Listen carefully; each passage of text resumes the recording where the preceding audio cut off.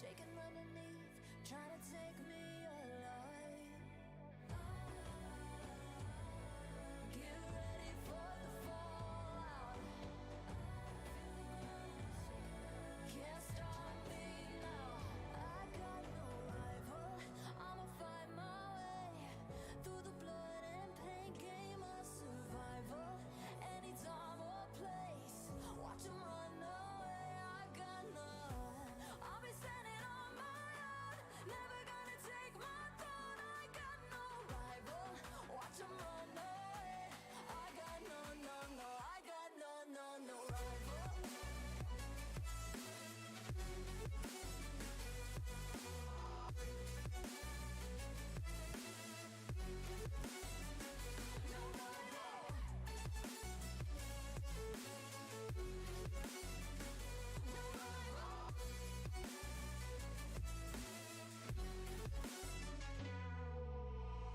Tell me now, what you gon' do? We can do this face to face. The reckoning is coming real soon. Doesn't matter what you say. Try to tell you this is my moment. Can't take mine 'cause I own it. Don't you know that I'm locked and unloaded? You're out of focus. Get ready for the fallout. Can't stop me now. I got no rival. I'ma fight my way through the blood and pain game of survival. Any time or place, watch 'em run away. I got none. I'll be standing on my own, never gonna take my phone. I got no rival. Watch 'em run away. I got no, no, no. I got no, no, no rival.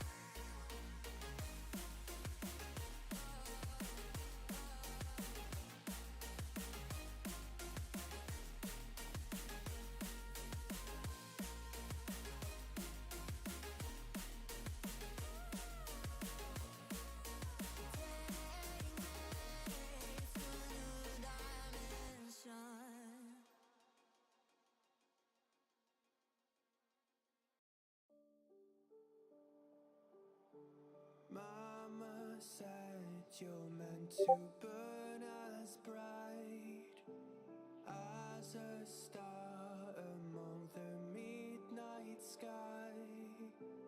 All the pressure blinded me, but now I see I'm no different from the rest. You said I'd fly away, but my walls have kept me down. Now I'm lost and I'm afraid, and I'm close to hit the ground. You said I'd fly away. You said I'd fly anyway, but I keep on falling.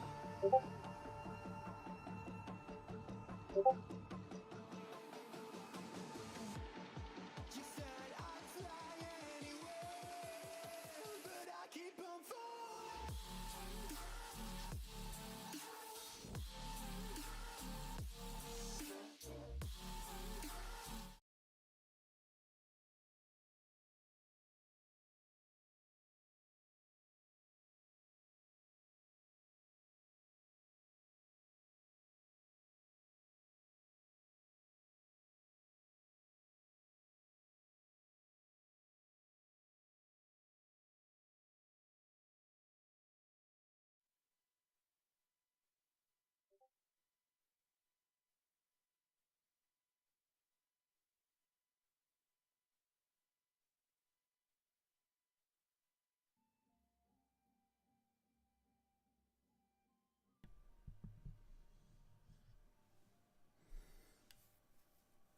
Hello, good evening. Okay, mic check. If there are people in here, let me know if you can hear me. And let me know if you can hear the game.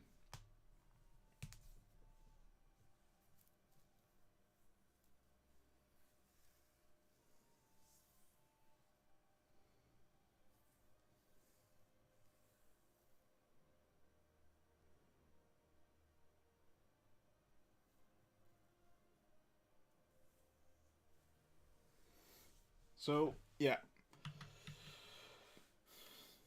So, yeah, hello to if people can hear. Ah, Drellkai. Feg. Nice. You can hear me and you can hear the game as well.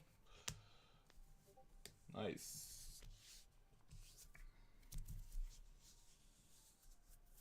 Ah, Ryoko. All the some of the lads from the TinyBlueGames crew or Tiny Blue crew are coming in.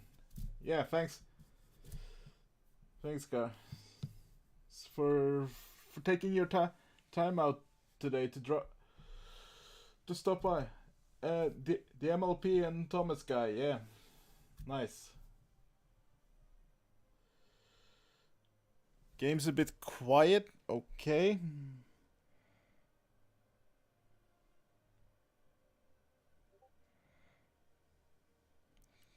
Okay, let me check to see.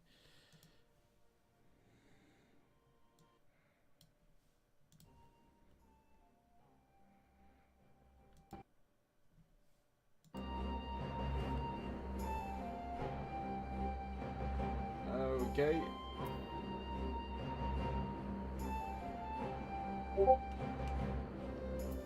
Okay, I'm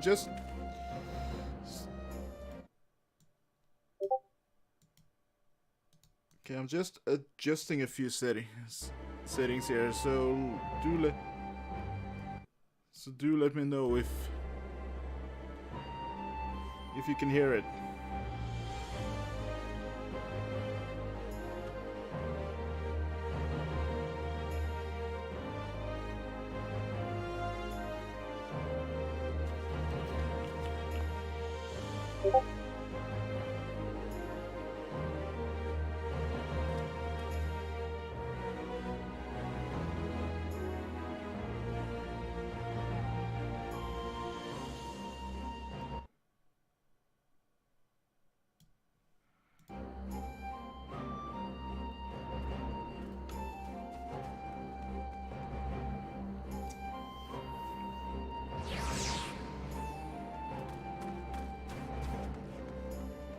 Okay.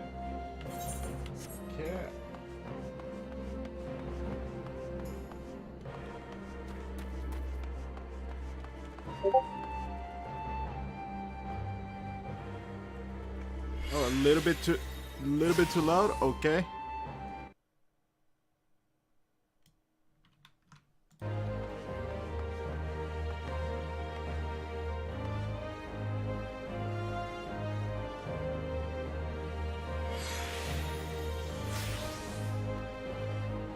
Nice. Okay. Ryoko, is it better? Is it better now? Can people still hear me fine?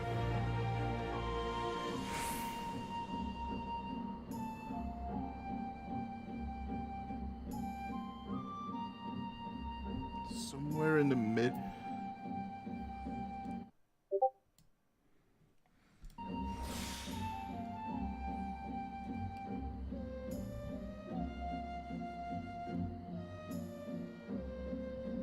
Yeah, I'll have to excuse.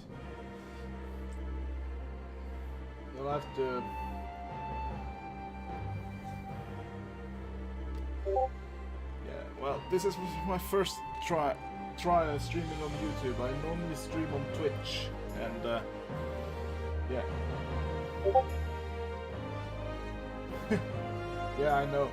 Well, the real reason behind this stream was because, so, as a few of you already know,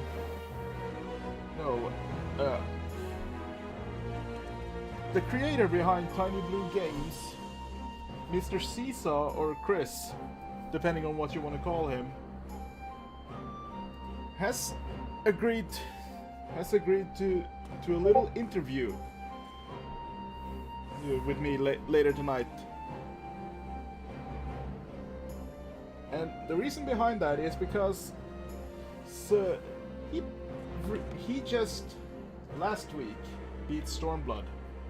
So we're gonna hear his thought about the expansion and how his journey has been so far. So yeah, I'm just gonna be playing Final Fantasy until he hops on. So I might do maybe like a couple of dungeon and maybe a few things, maybe some crafting, maybe some.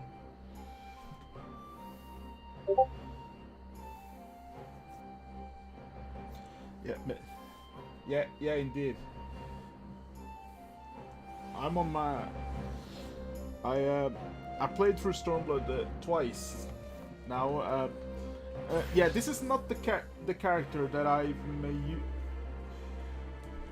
used when I helped the Seesaw. So this is actually my main character. As you can see. See, I'm currently rocking the Scavina gear, and also, so yeah.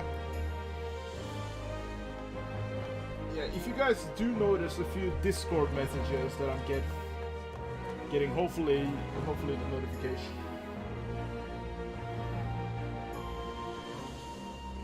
Yeah. Yeah, as Ryoko just said. Okay. Yeah.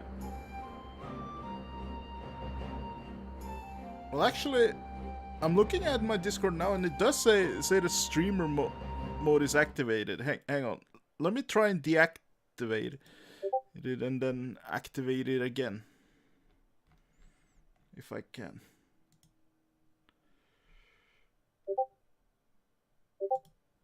There we go.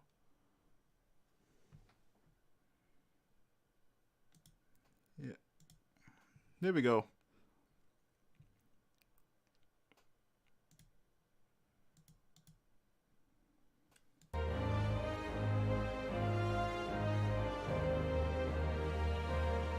Yeah, okay, I've turned off notifications now, so it should be good. Yes, Drelkag, actually, if you go back and watch his stream, so if you watch his part 2, because we had a little bit of issue, or Ciso had a little bit of an issue with his internet a few weeks back. But if you watch his part 2, you'll see me run through the dungeon with him. I was the Reaper, and no, I do not. And no, MLP and Thomas Guy, I do not play Roblox. I've seen Roblox, but I don't think that would be my type of game.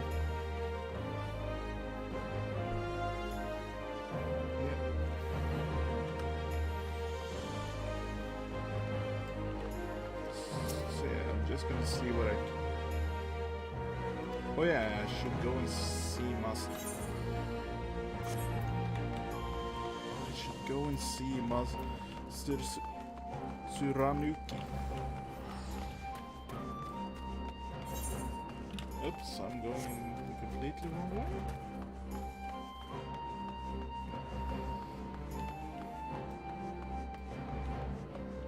And also, for those that were waiting at the start, the music I was playing,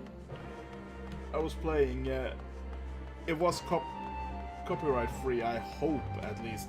I mean, if this stream gets demonetized, I wouldn't be too worried, because I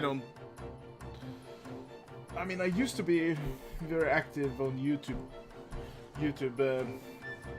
before, so yeah.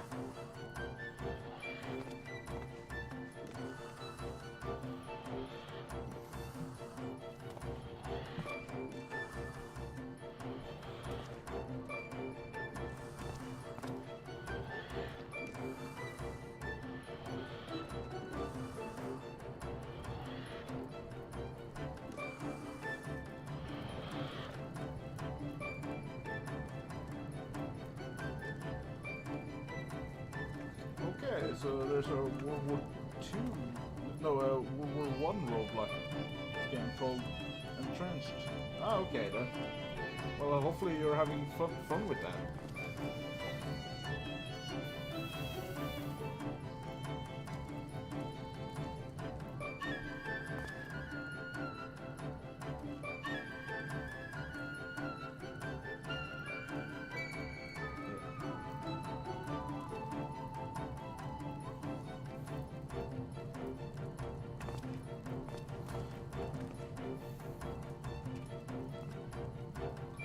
Yes, Drillcag, this is my main on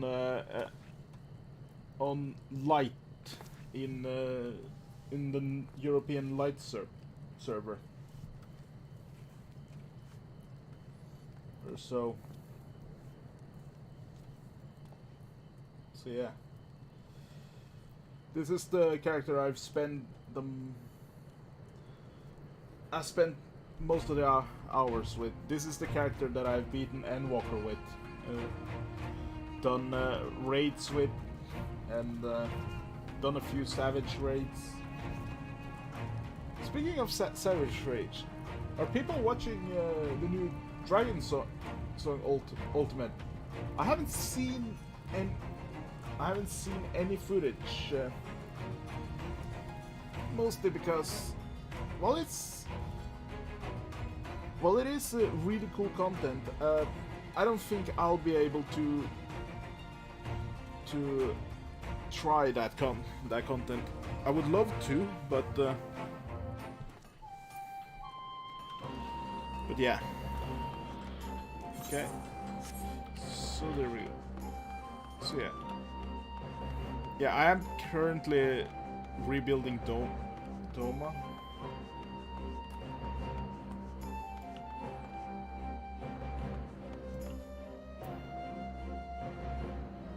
Yeah, okay, MLP and Thomas guys, see you later. Oh really, bro, okay, you haven't done the new raids? Even the... Well, the Alliance one is really good, I must add.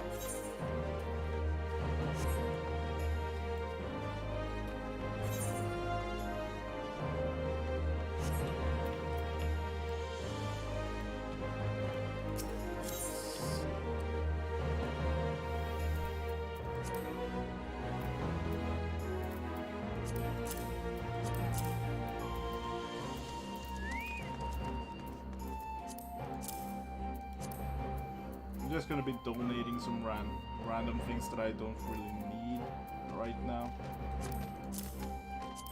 Ignore, yeah, that for now.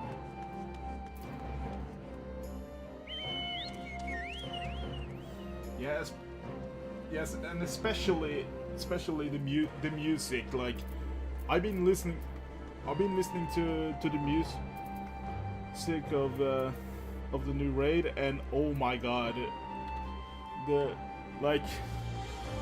Soken is a beast behind this craft.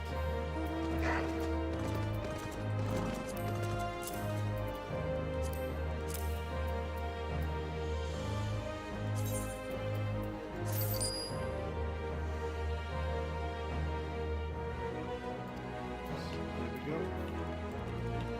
All right.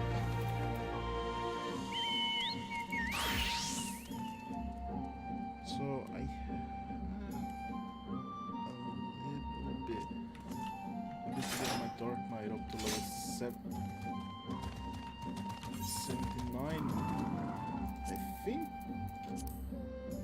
Yeah, I think we can have like a quick run with.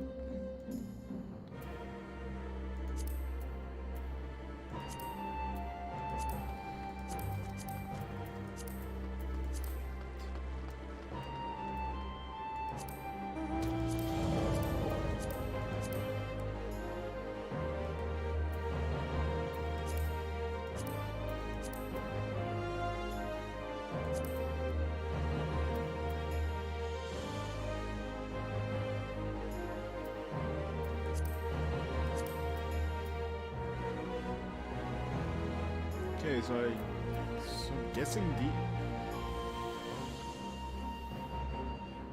yeah.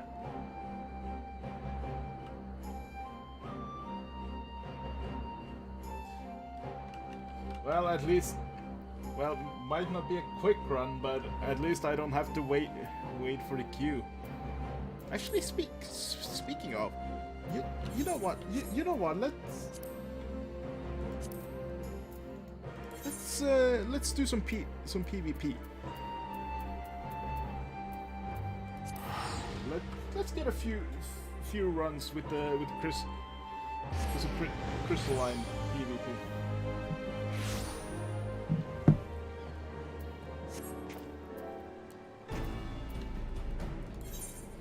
And I have not. So I have not.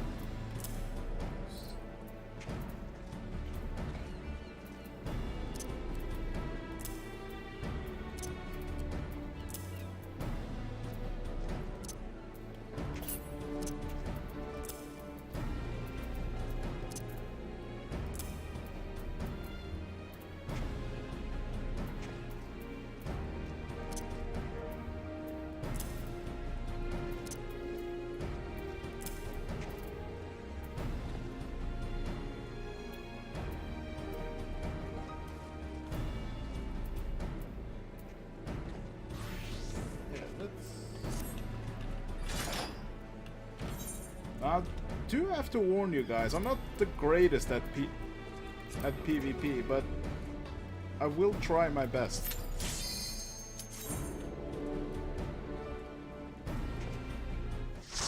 And yes, Ryuko, in the balance, I didn't listen to that for hours so recently.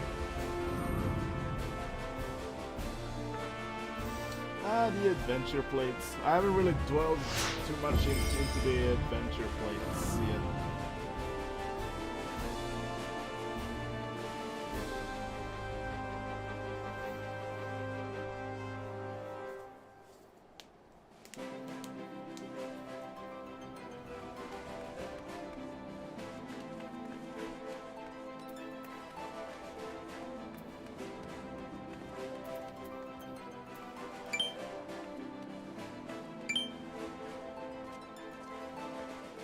Keep in mind, like I said, I'm not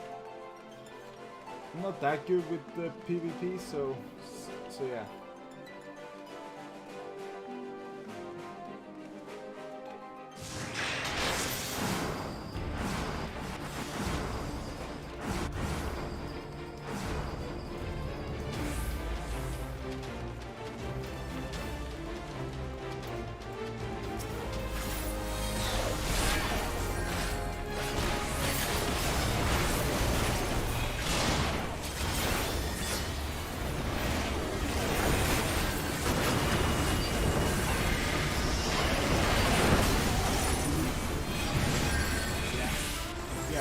Like, I get killed really easily.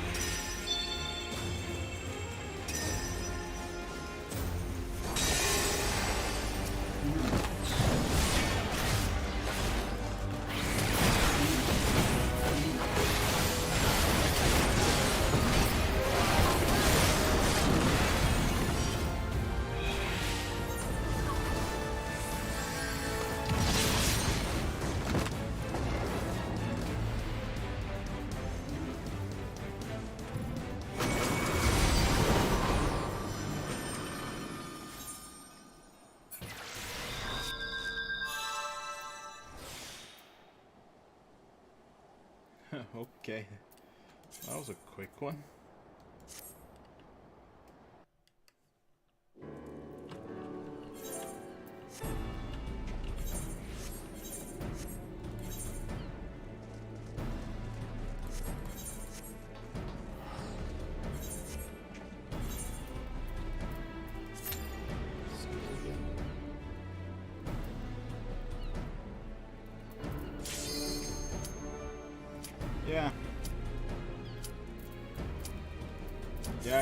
Yeah, I seem to sometimes forget these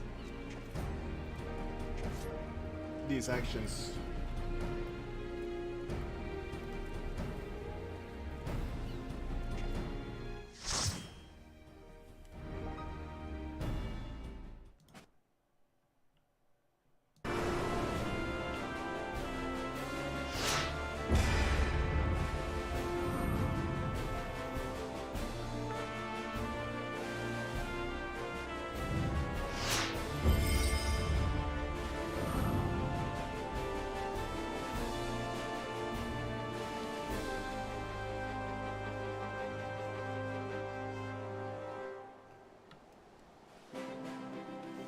So yeah, I think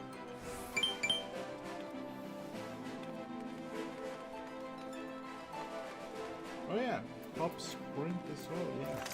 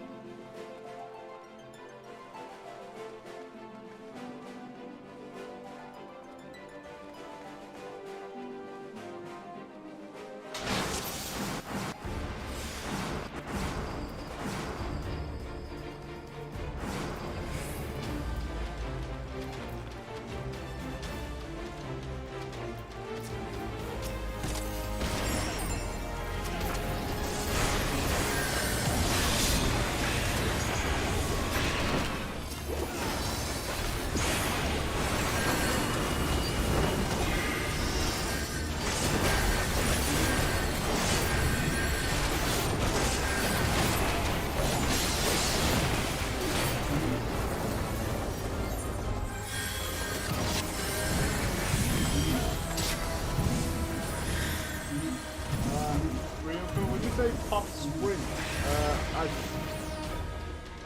Oh. Hang on, actually.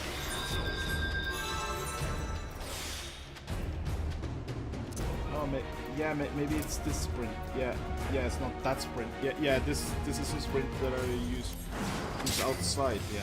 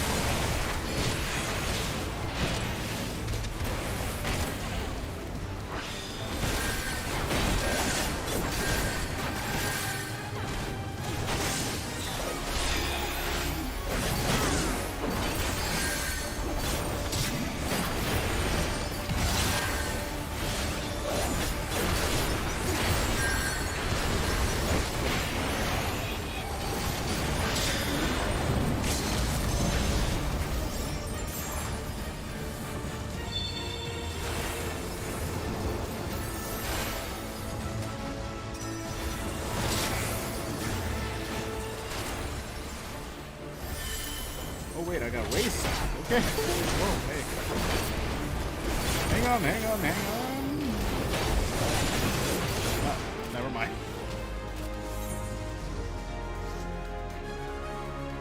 Yeah, thanks. Like I said, I don't play PvP that often. It's only after this recent patch that I got into PvP to try and gain some experience.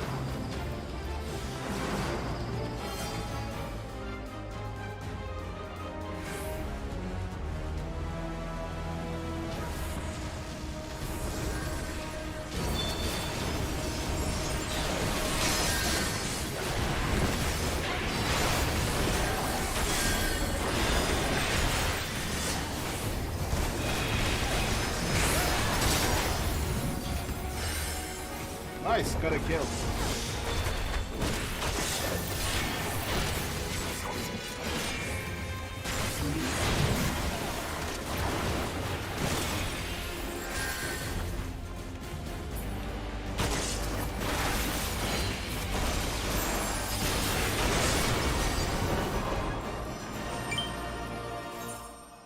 Nice.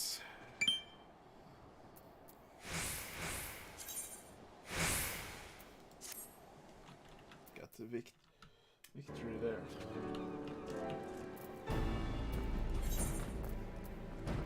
So yeah, I'm close to getting rank 20 with the Maelstrom.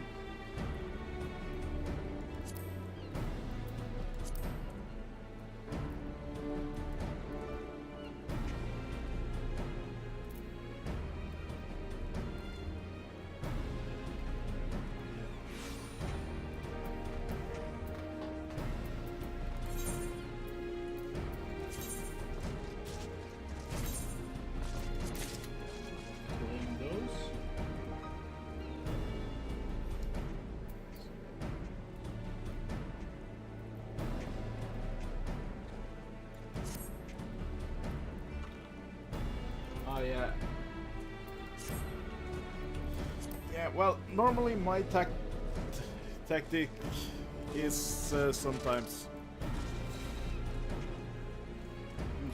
just be the lone wolf, but yeah, wolves hunt in packs, so I should try and be more with my group.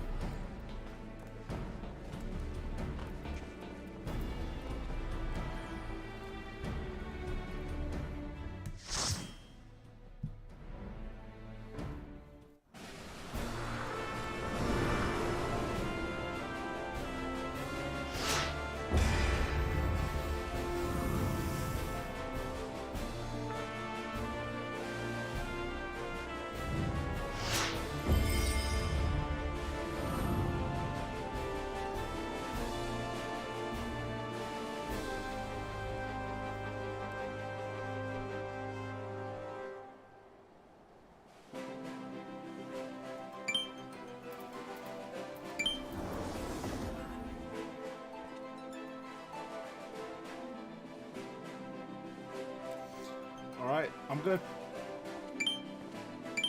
gonna try and stick with the group. We're all gonna try and hunt like wolves.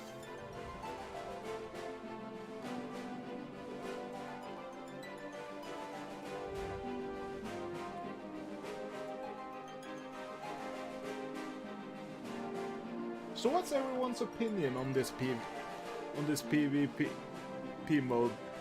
Because it has gotten real high praise from the community.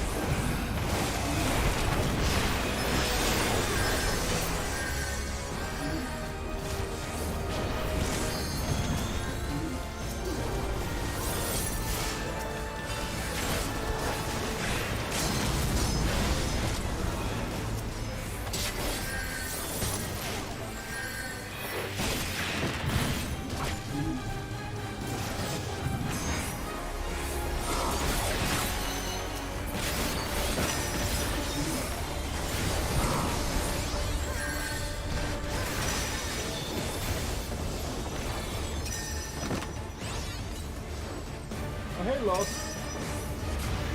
Didn't see it coming, but yeah.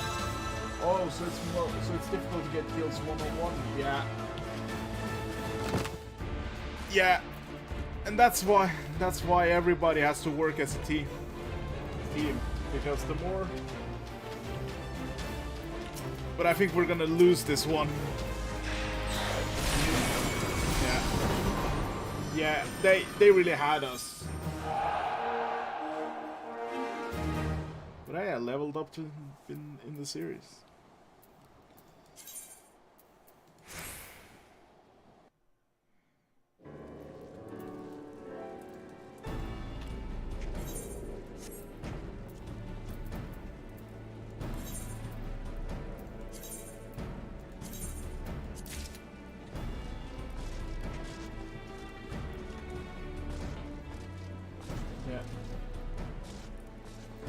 Oh, Frontline reminds you more of Guild Wars 2 and ESO PvP.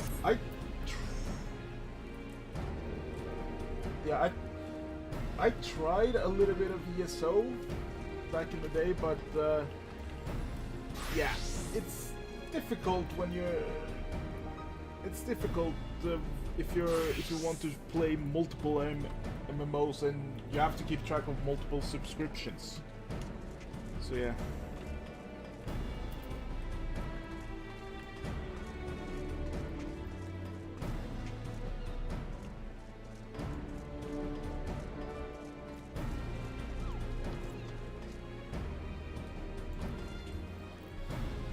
This is rather... guys, I have to apologize, but I really need...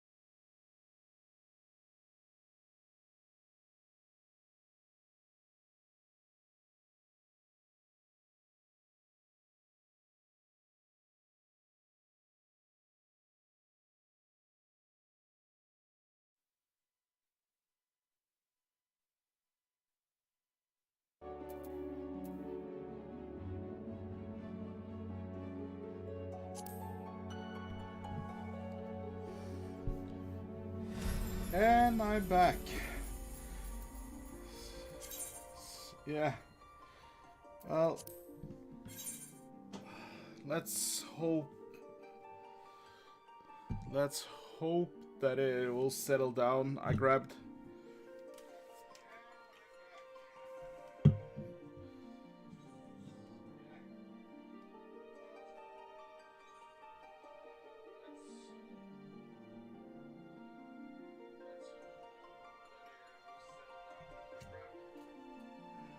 I can hear myself.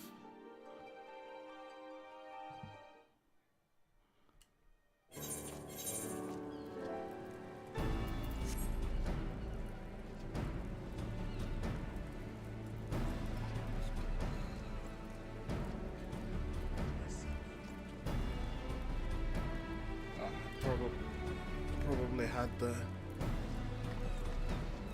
stream on my phone, so yeah. Real come. I mean, this isn't anything new. It's I've been dealing with on and off stomach issues every now and then, and sometimes all it takes is just a long trip to the bathroom and just get it all out. So yeah. So you guys don't have to worry. This interview with TinyBlueGames will go ahead. I will push through that, because that, I'm guessing the interview is what most of you lads are here for.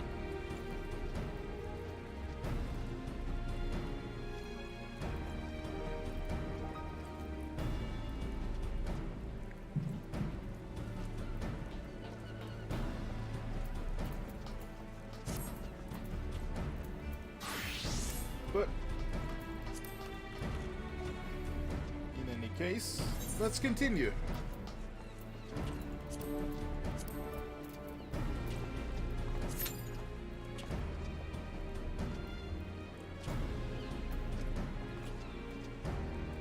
Need to get a little bit more XP, and then my Dark Knight will be one level away from 80.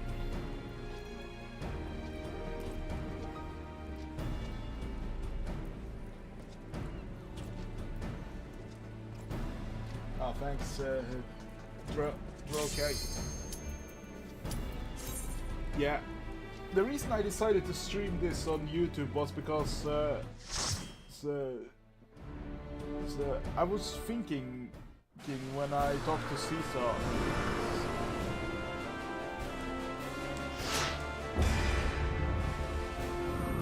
Yeah, when I was talking to Caesar, we discussed on whether I wanted to stream this interview, because we did one before, and that was just like a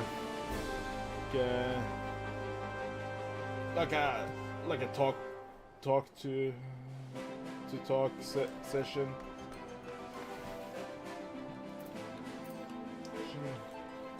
Me asking him how he felt about 14, how his journey had been so far, and now that he has completed Stormblood, I am really looking forward to hearing his thought on Stormblood.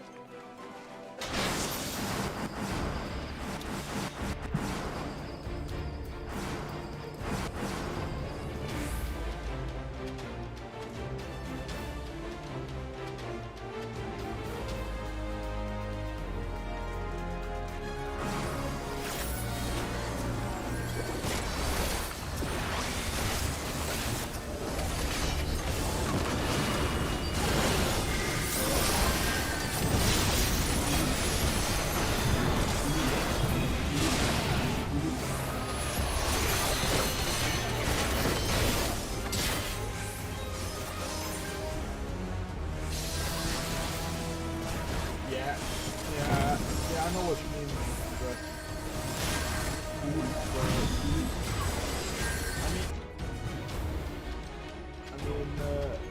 doing 2 storylines in 1 expansion, that's quite a task.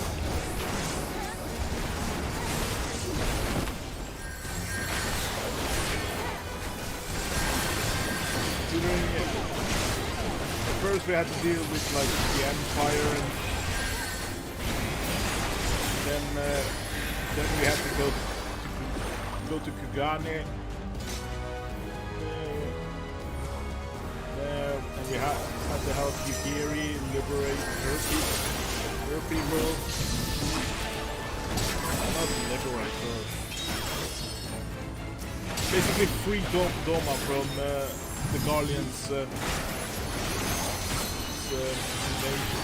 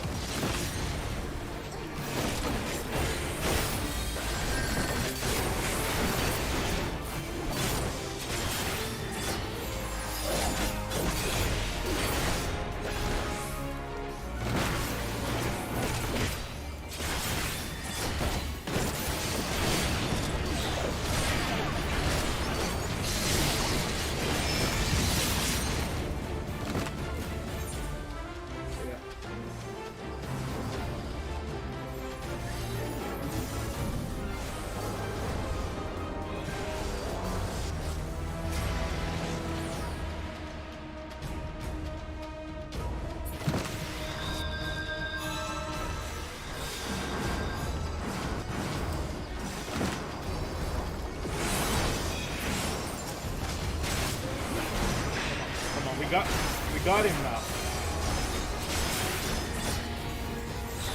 Stay on him.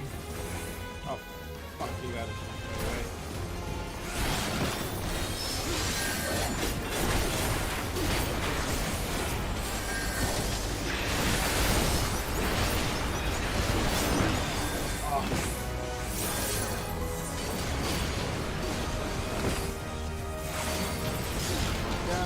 Okay, so see you later.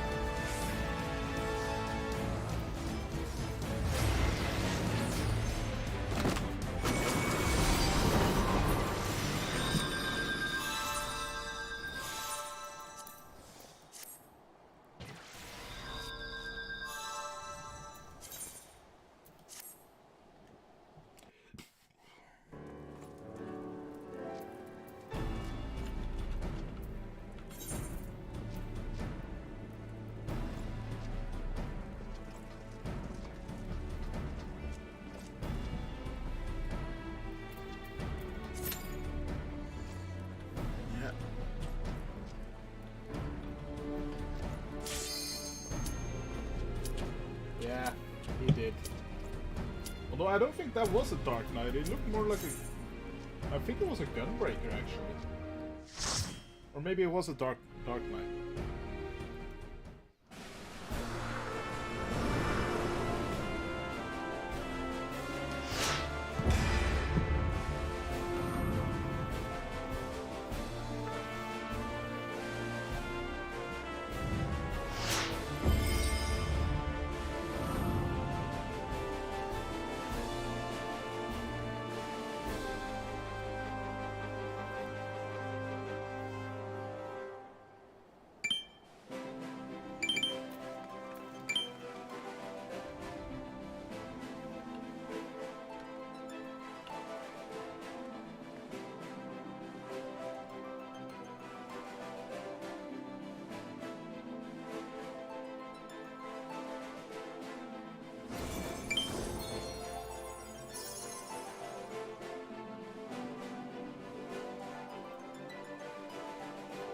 Yeah, Yeah, that's fine, Ryuko. Yeah.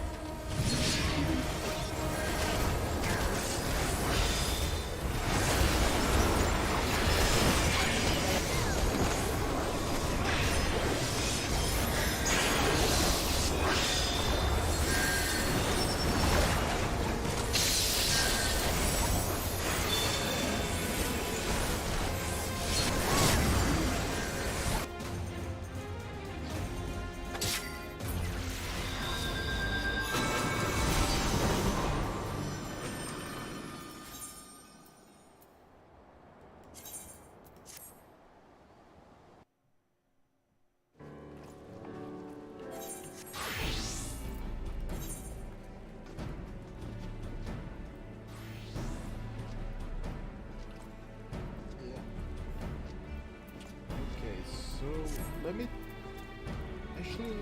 try machines and see how this will work out.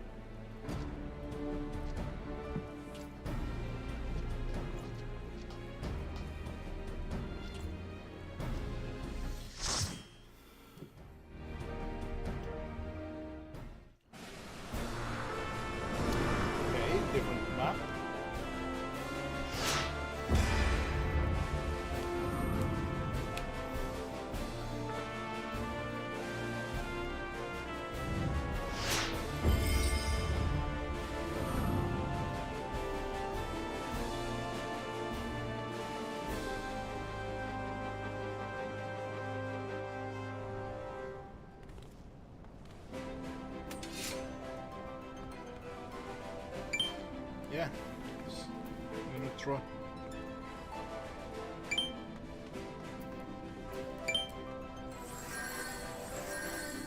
So yeah, I'm gonna try. Dang, that's a cool Reaper weapon.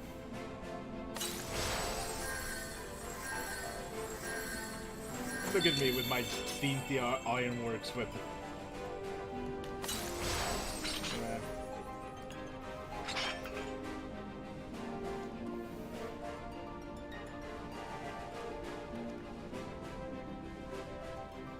So yeah.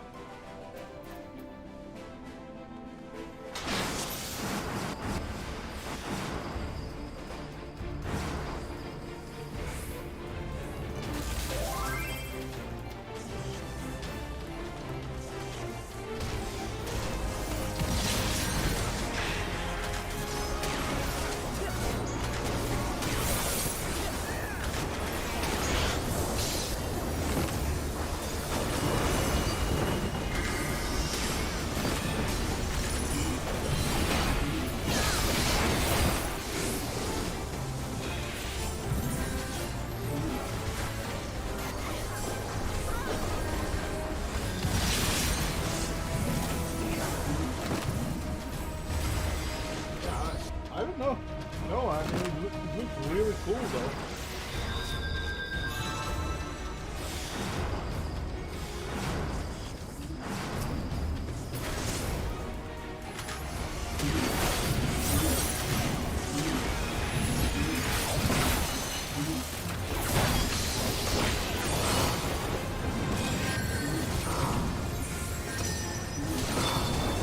Okay, I can't just move while casting on machines. Okay, right. Got it.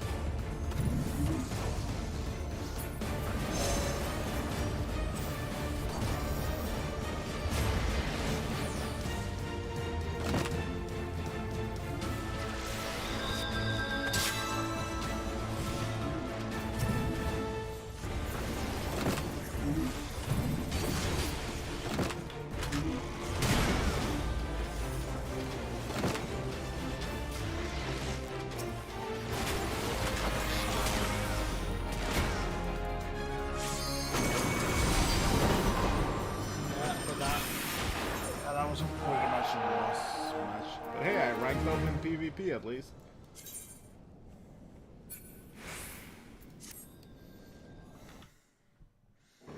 Yeah, it's because I'm trying to hit the tab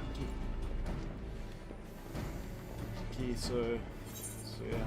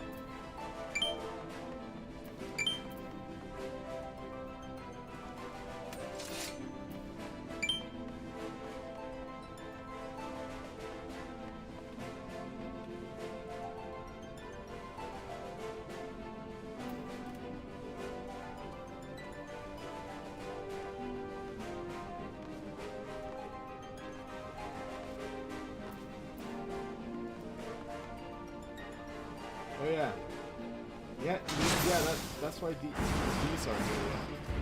Yeah. Gotcha.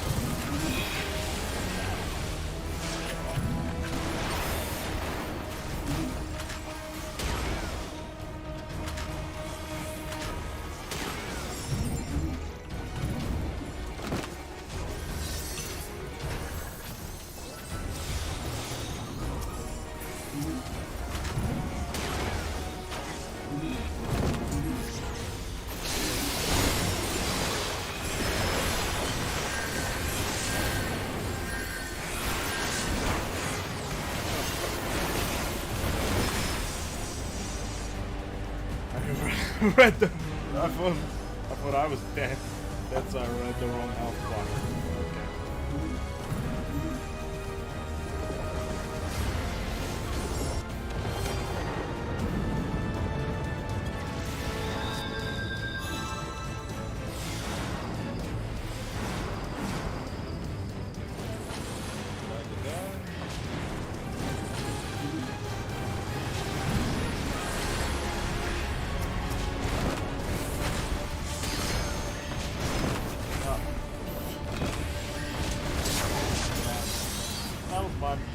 My mistake.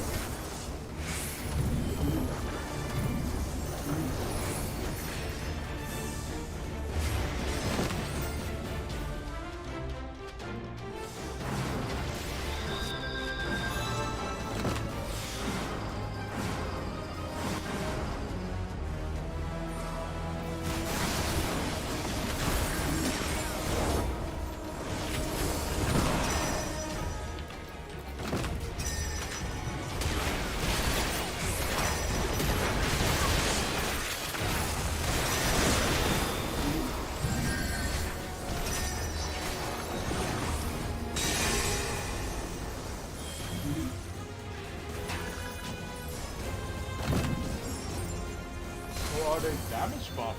Okay. Okay, that's good to know.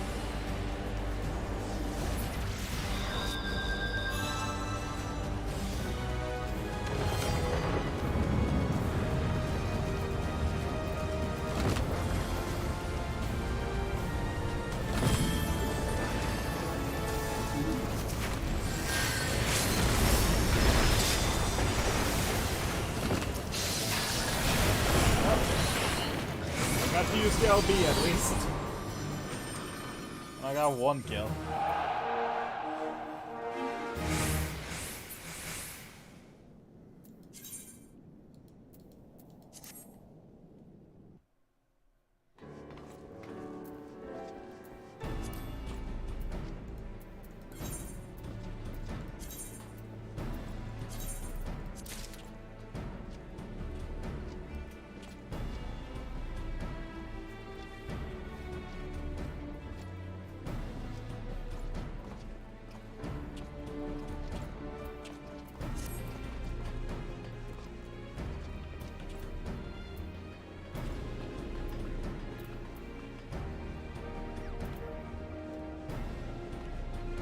Just gonna try and see if there's a striking dummy.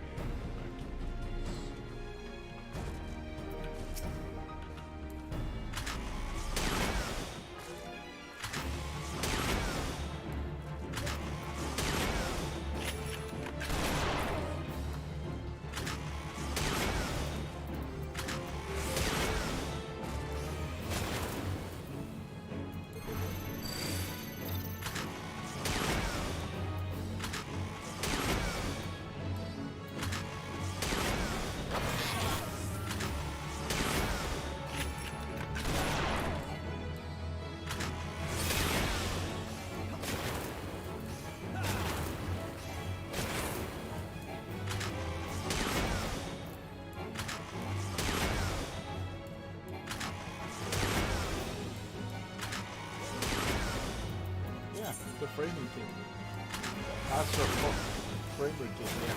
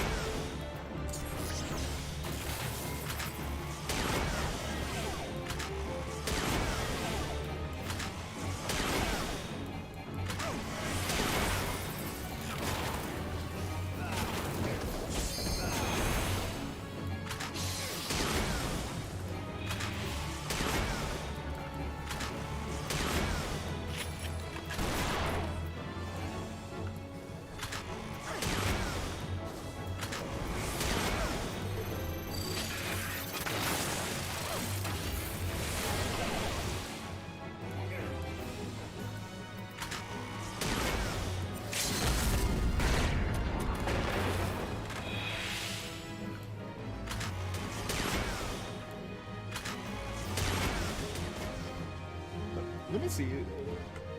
Am I actually? Oh, actually, it looks like I'm holding.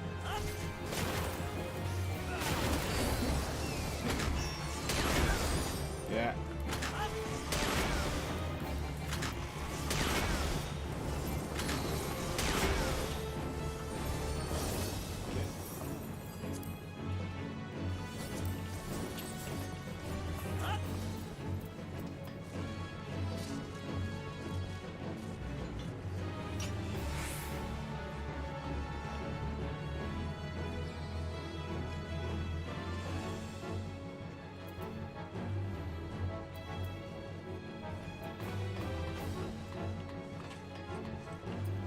Wait, I have here.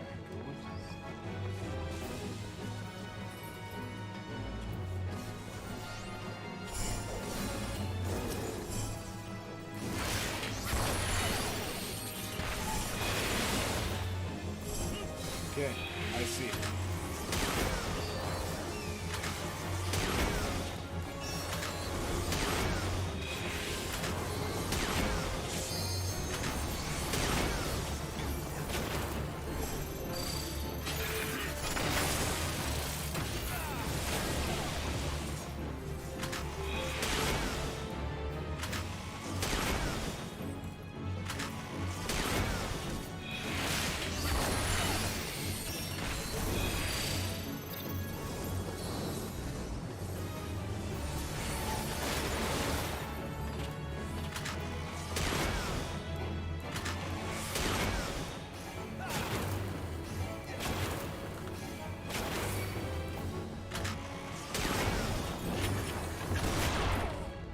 I love it that we actually get a shotgun.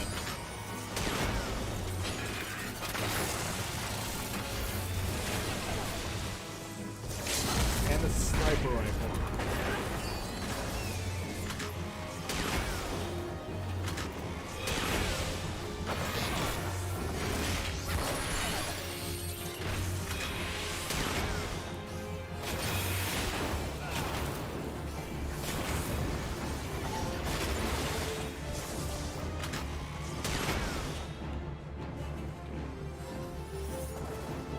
So 10 minutes left until the interview. So I'm gonna do one more match, see how we go, see how it goes, and then we'll see if we can get Ciso in here. Hopefully he's not running late at least.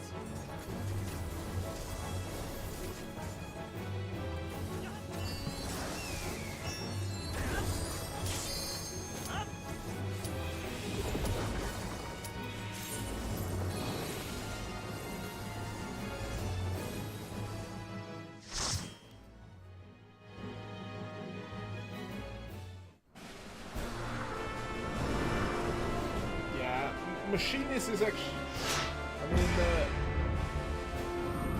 you really have to.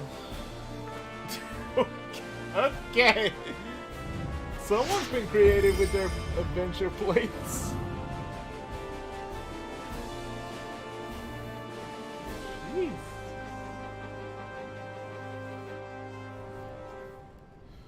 Yeah, but yeah.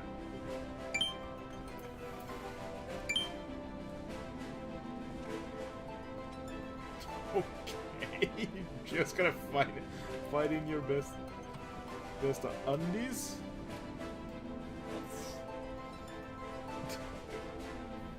Okay.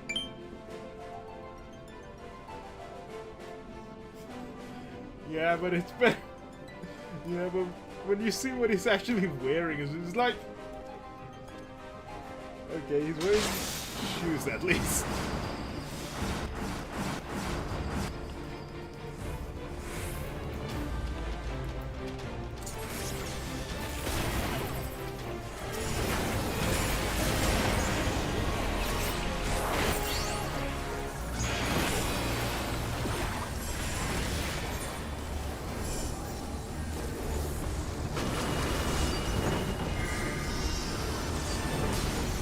Nice. Yeah.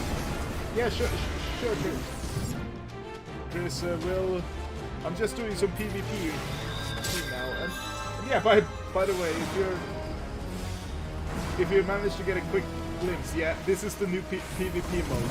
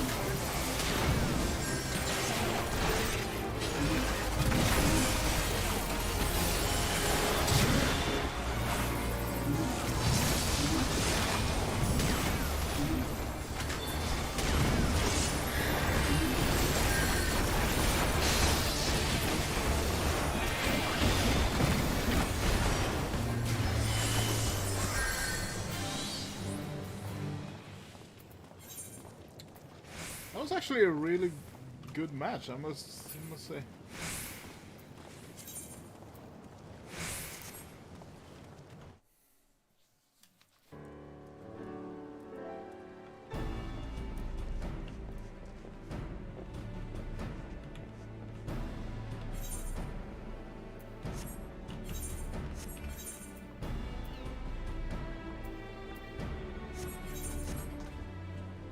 So yeah.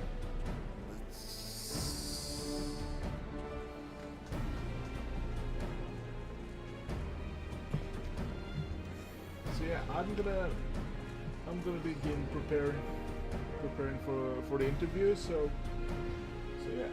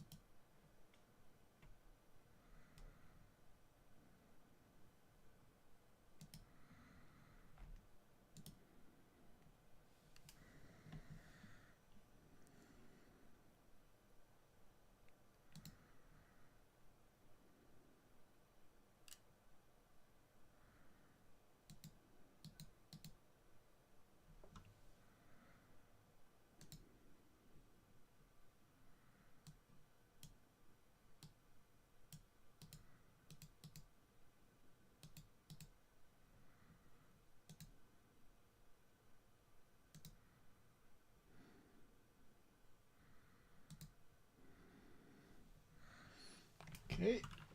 The disc.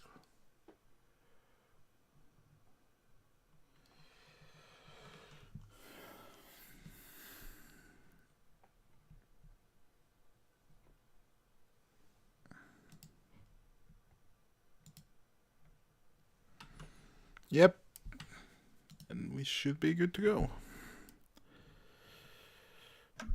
Hello. Hey. Can you hear me? I can hear you. Can you hear me? Yeah, I can. I can. So just a moment.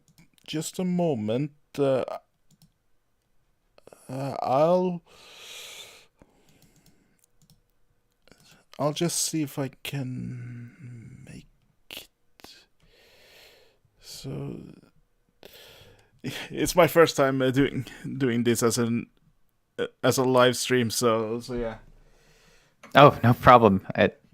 I don't know if I've ever interviewed anyone either, so I don't have a ton of helpful advice or anything in terms of setting it up. Yeah. Just gonna try and see if I can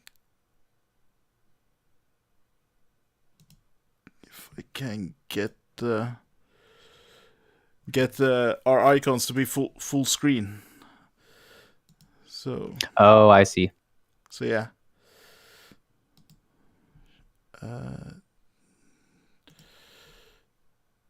But yeah, I can also share. I can also share one of my applications. So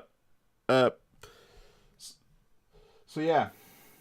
If I mean, I don't know if you're watching the stream, but I'm just having on some PvP. Yeah, I've got the stream open on my window. Okay, that's good. Alrighty then. So yeah. So yeah. Yeah. Let's see. I don't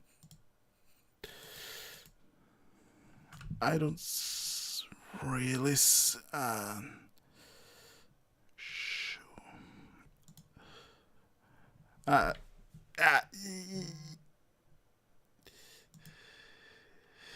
yeah, I just figure we're gonna have to do it like this. this. I think it'll work good. Yeah. We'll have some Final Fantasy footage in the background. It'll be good. Yeah. So, at first we need to make sure the game audio doesn't over. Oh, drown us out, yeah. Yeah. So you have the stream on now. Do you have the audio on when I'm talking right now? Is my audio louder, or is it?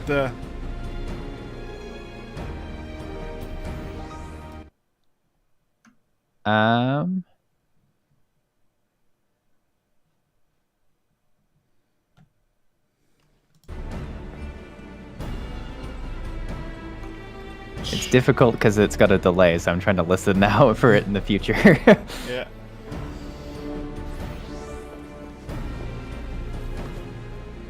I'd say you could turn up your volume a bit and turn down the game volume slightly. Okay.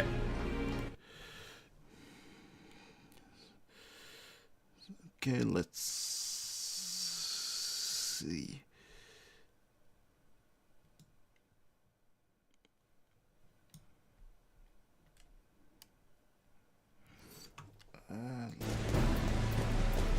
Yeah, we'll just have the.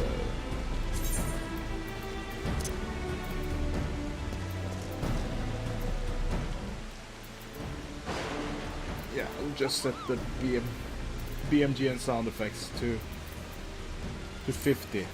So to the people watching the stream, I've turned the BMG and the sound effects down to 50 now, so hopefully it won't drown the me and Seesaw out now.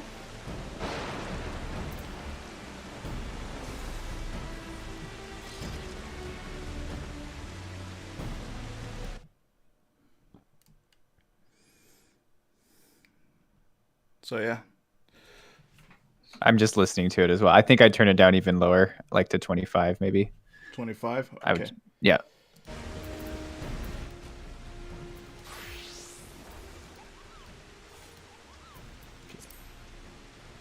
Oh, Iriko says he thinks it's better, so we'll have him watching, or them watching. Yeah, but I just turned it down to 24, so maybe around 30. That can be like the sweet spot. Sounds like a good. I don't know what I set mine to. I should have looked. That would have been a helpful thing I could have done. Yeah. So yeah. Well, I guess we should do an intro and then we'll get going. Sounds great. Yeah. Alrighty then. So talking to the chat. To all my viewers, I now have the great honor of presenting TinyBlueGames, a fellow Final Fantasy XIV player who just recently finished Stormblood. And you may have watched his streams and followed him throughout his journey. Yeah, as the lovable little Lalafell that we all know him for. So lovable Lalafell, I love it. Yeah. So without further ado, allow me to introduce TinyBlueGames, or Seesaw, or Chris as he is known. Seesaw, how are you doing? I'm doing well, thanks. I literally just finished work and now I'm here, so this is perfect. Yeah. I'm excited to do this. We'd done a conversation similar to this a while ago, and it was quite enjoyable. So I think it hopefully will make for interesting material. And I think if anything, it'll show a disturbing lack of knowledge I have for certain aspects of the game. But it'll be good because it'll give me a chance to learn about certain things as well. So that should be fun. Yeah. So To my understanding, and of course to my pleasure, since I had the pleasure of actually being there, you recently finished Stormblood. Yes, we finished the base expansion of Stormblood. It had to be done over 2 weekends because of internet-related issues. But honestly, I think it was for the best because we played for almost an hour and a half, which is my normal stream length, when we first had the technical difficulties, and then we did almost another hour and a half the next stream. So Yeah. it would have been a very long stream had we not had that situation happen. Yeah, definitely. And of course, now that you have finished Stormblood, your second expansion, if we count ARR as the base game, base game for Final Fantasy 14 2.0. Oh, so I'm sure everybody here and everybody watching this stream would love to know what is your opinion of Stormblood now that you have completed it? I really enjoyed the Stormblood story. I think certainly it felt more far away, I guess, that we were traveling, which was nice. Like, for sure, in Heavensward, going into the different areas, like the Sea of Clouds and stuff like that, was quite enjoyable, and it is quite far. I don't know the actual distances of the map, but it certainly seemed like quite a journey in Stormblood, and I think there's a few ways it's done that. I've said this a few times during my streams, but I think the early portion and mid portion of Stormblood I enjoyed a lot more. I think Heavensward got very interesting at the end, and at the very start it was quite interesting as well, going into that area and learning about all the new cities, Ishgard and all that. But the end of Heavensward really won me over, whereas I think Stormblood, the start and the middle kind of won me over. I really liked the down-to-earth storylines, the different cultures, the different regions, the music. It was, I don't know, maybe it just was more my style. I don't know. I enjoyed it a lot, though. Yeah. So, you have now conquered Heavensward as a dragoon, and now you have conquered Stormblood as a samurai. Was the transition, was it difficult for you to learn a completely new job? Well, I mean, at least they were both DPS, so there was a little bit of positioning and stuff. My biggest concern is when it's not DPS, when I have to tank and I actually have to lead through fights. I think that's going to be the messiest time, but it might make for the most enjoyable viewing. But in terms of actually enjoying, like, the difference between Dragoon and Samurai, like, there was definitely a difference in terms of rotation for sure. And I think I'm trying to think of what really stood out. I think I learned more about how to DPS in general while I was on my Samurai, so my overall game knowledge has increased, which makes it kind of difficult to say, okay, I've enjoyed doing Samurai more. I think if I went back to Dragoon now, and I've done it a few times since then, but not a ton, I'd probably be like, oh, you know what? I should have been using these abilities for this kind of scenario instead of what I was using them for. So I think overall it was a good journey to go from Dragoon to Samurai to whatever's next. But it is hard to compare the two of them. In terms of style, Dragoon's super cool. Just the spear, the whole aesthetic of it, I love that. But Samurai is quite fun as well. Yes, of course. And I myself have actually mained Samurai for quite a while. I only recently swapped over to Paladin in order to play the Endwalker expansion. So, from my understanding, your plans now are to jump over to Dark Knight. How Yes. do you think that transition will go? Yeah, I I suspect that will be a much bigger change. My biggest fear is going to be tanking like dungeons and stuff where I don't know the mechanics. as a DPS, there's a certain level of, you know, you can follow the group. I feel as a tank, there's less of that. I think the community that I've experienced so far will be very welcoming and like okay with it, especially if I say, hey, it's my first time here. I have no real concerns that way. I just think I'm gonna look like a fool sometimes, and it's gonna be I think good for viewing, but it might test my my patience and my my cleverness on the fly. Yes, and of course Ryuko here says that he's excited to see you tank. But we have actually seen you tank, try tanking before. You made a video of you trying to tank in was it an ARR dungeon or was it a Heavensward dungeon? Yeah, it was ARR. It was the I think it's the Copperbell Mines is what it's called. It's always the one I get when I queue for ARR stuff. Yeah.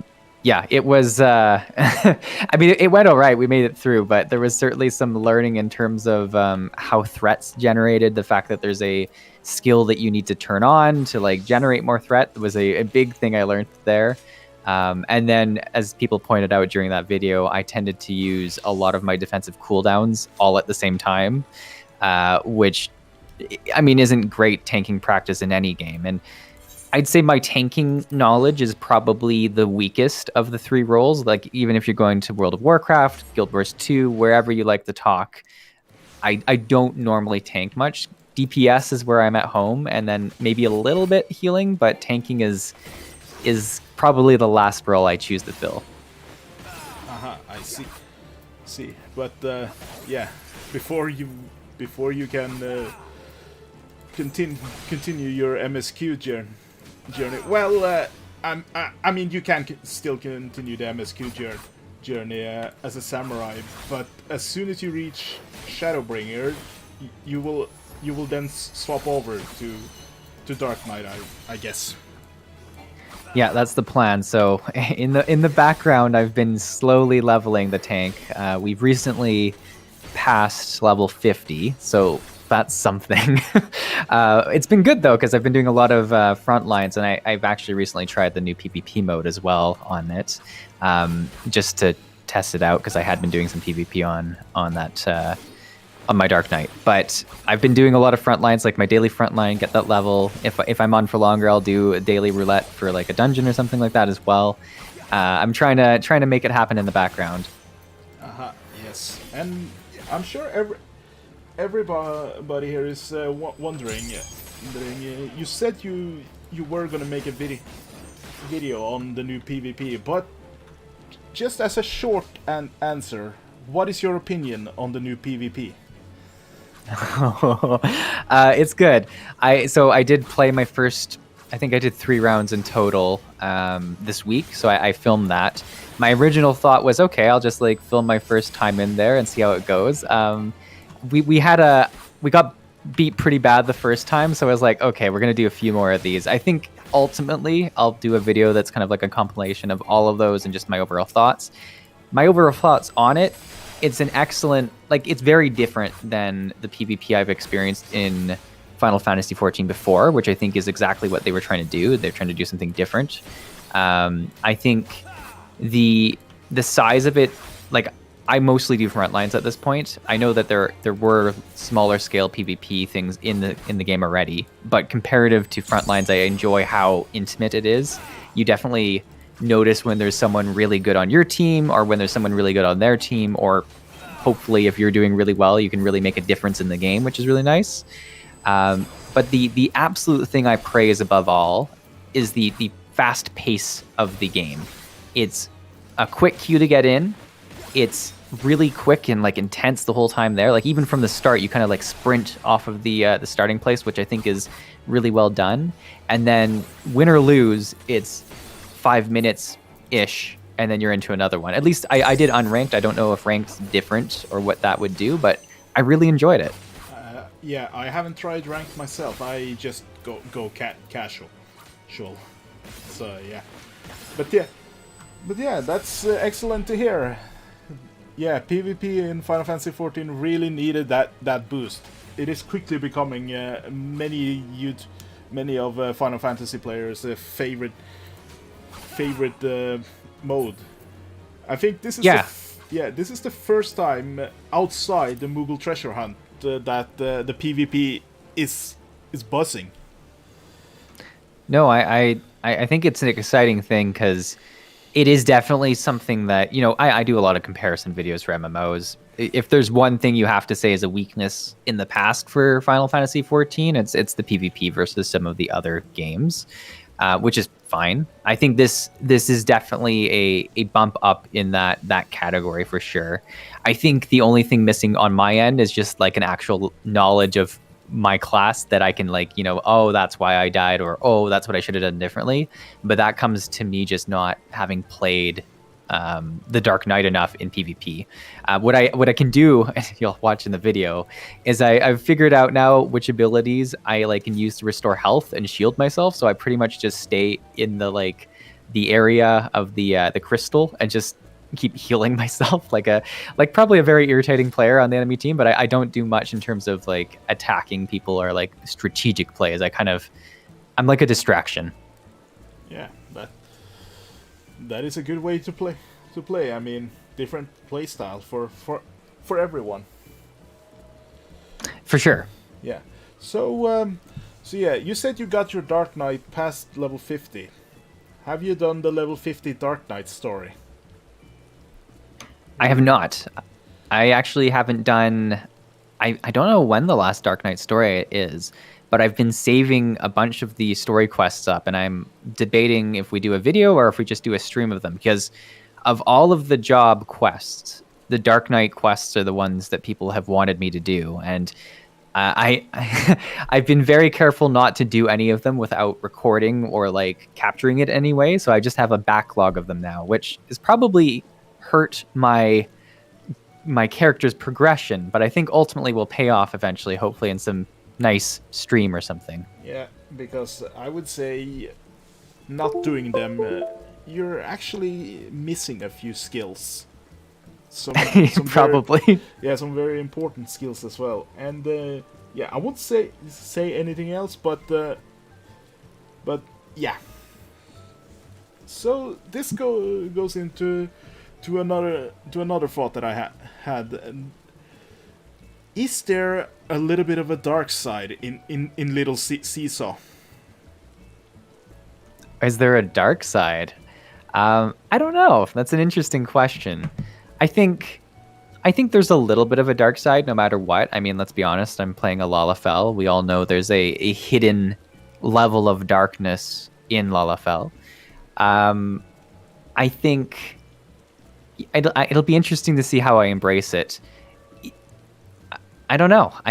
I'm generally, like, when looking at other characters I choose to play, I choose the good side to play on usually. Like, if you're going to WoW, I play the Alliance. If you're going to Guild Wars 2, I play as an Azura as opposed to a scary Char. Although I do have one Char, I guess, but I try to make it as fuzzy as possible. I'm generally not a dark character, I guess. Okay. Well, maybe the Dark Knight will make you see things differently. Unleash it. I love it. Yeah. Trust.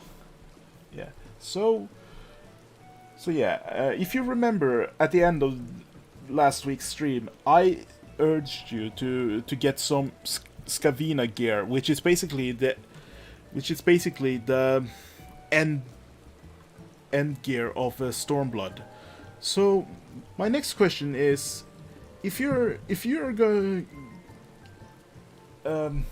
you have now worn the Ironworks gear, the Shire gear, and you're now starting to wear the Scavina gear. What are your opinion on gear that helps you in a certain way in the next expansion?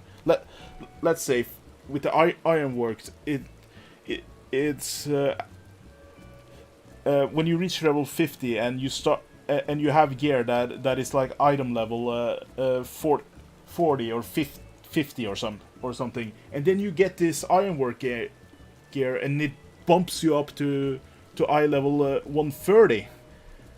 So So, do you think that that is a good the MMO design for gears for a gear set to do that? It's a tough question for sure. I think it's nice in the sense that it makes those older gear sets that otherwise people would probably never really wear as much, like kind of relevant. Like the fact that, I did have enough to buy. I forgot what did we get, pants or a coat? I think I got a coat. That I'm able to get a piece when I got there. Yeah. It makes it kind of a relevant system because I'm going to Relger's Reach. You're showing me the actual vendor that probably sold it, like when that was like the actual gear to get, which is really cool. But I think if you don't know, because if you didn't tell me to do that, I might not have done that. And I do remember I started Heaven's Ward, and I don't think I had done that at the very end of ARR. And when I went into the newest zones, and I think, is it the Sea of Clouds that I think you do start in the Sea of Clouds. You actually depending on which choice you make in Ishgard, you can either start in the Western Highlands or the Sea of Clouds.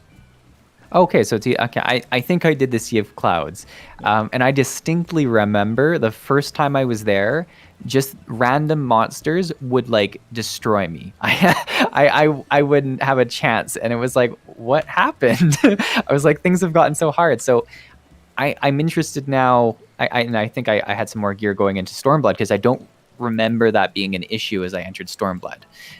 So I think if you know to get the gear, it definitely does do a lot to help you smooth that transition. Yeah. And going from Heaven's Sword into Stormblood, do you remember if you got any of the Shire gear for Samurai? Yeah, I'm trying to think about what I did.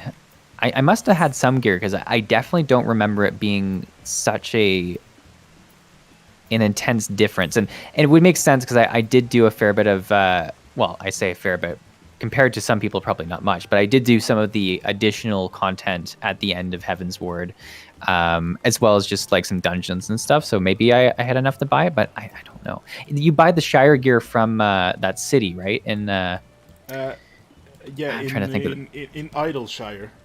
Yeah, in Idleshire. So I want to say I did have a couple pieces that I had bought for different reasons. I think I needed to bump my item level up to do some sort of additional piece of content, and that's where I needed to buy some pieces of gear.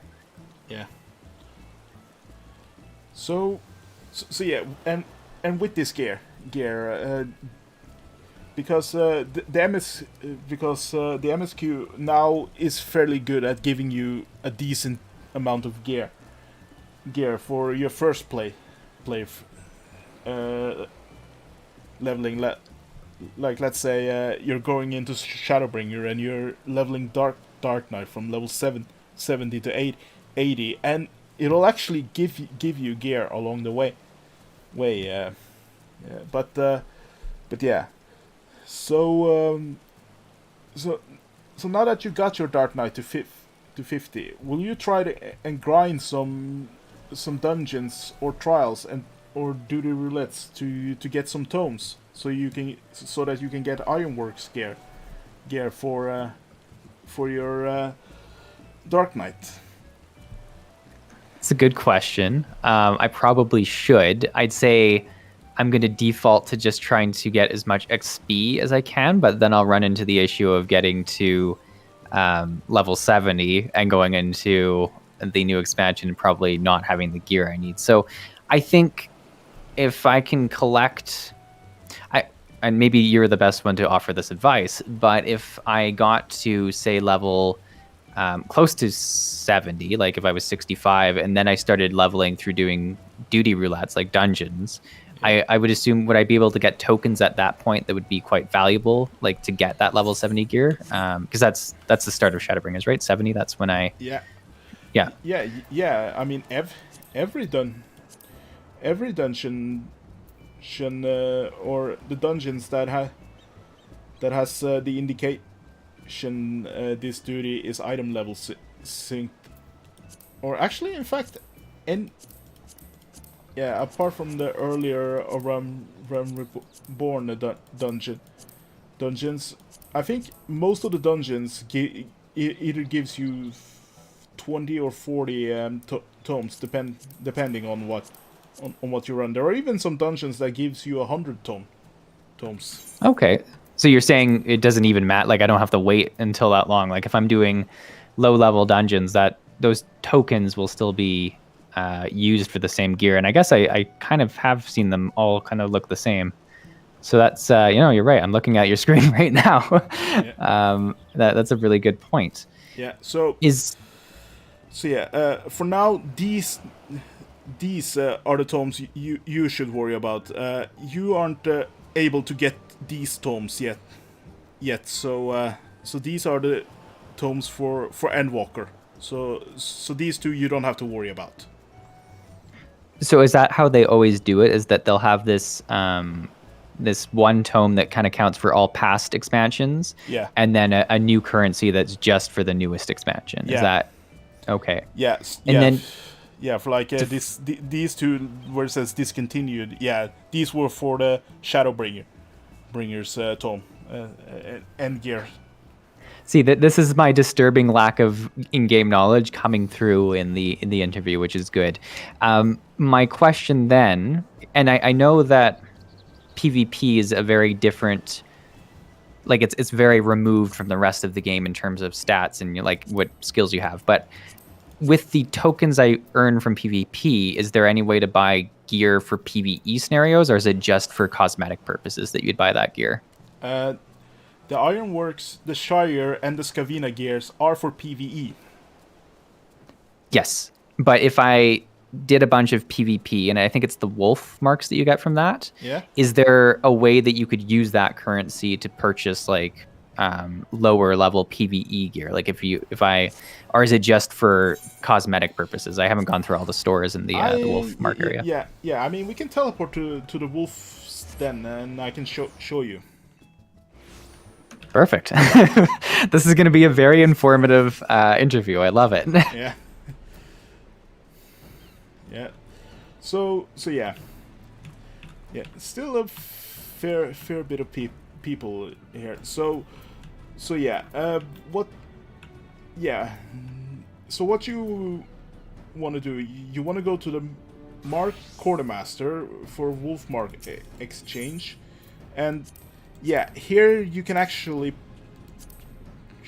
pick, and yeah, like these weapons, these are lower level item gears, but at this point I would mostly say that people probably get these for like glamour and such.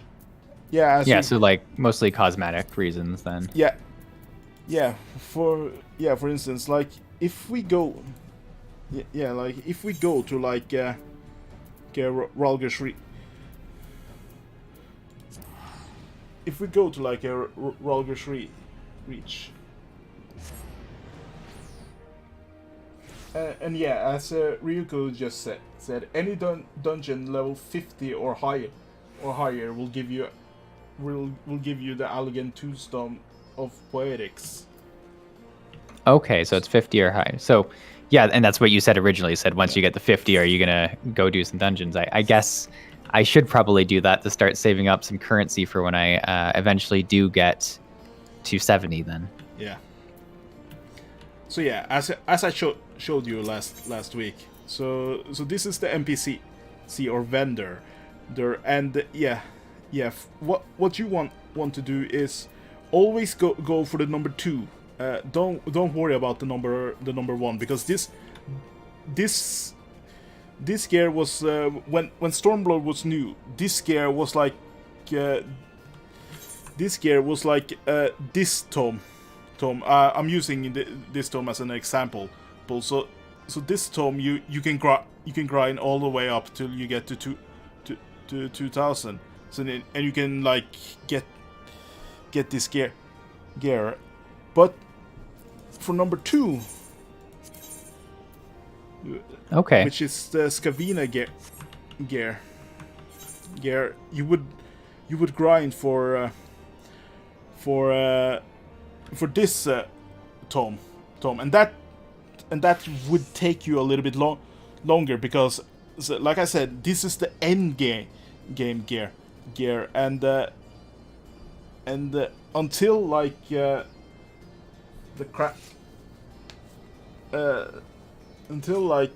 next patch would come out, that would enable crafters to craft better gear, because there are some crafters that can craft gears that are a little bit better than the tome gear, as we call it. Okay. So. No, that's interesting to know, because yeah, like, as I haven't played an end game version of Final Fantasy yet, I don't. I was curious, like, why is there a 1 and a 2? But that does kind of explain it. I see that Iriku also says that you do get poetics for doing PvP as long as you're on a job that's above 50. Yeah. Yeah, I think so. Yeah, okay. I think so. Yeah. Yeah, that's what he said. So yeah. So yeah. Okay. What else did I want to ask? Yes. I got new Stormblood for Sam experience. You've told me a little bit of, and yeah. The PvP thoughts. You gave me a little bit of insight on that. So I guess we could maybe talk a little bit about the current scene of MMO, because I'm sure you've gotten some news regarding WoW's newest expansion or patch.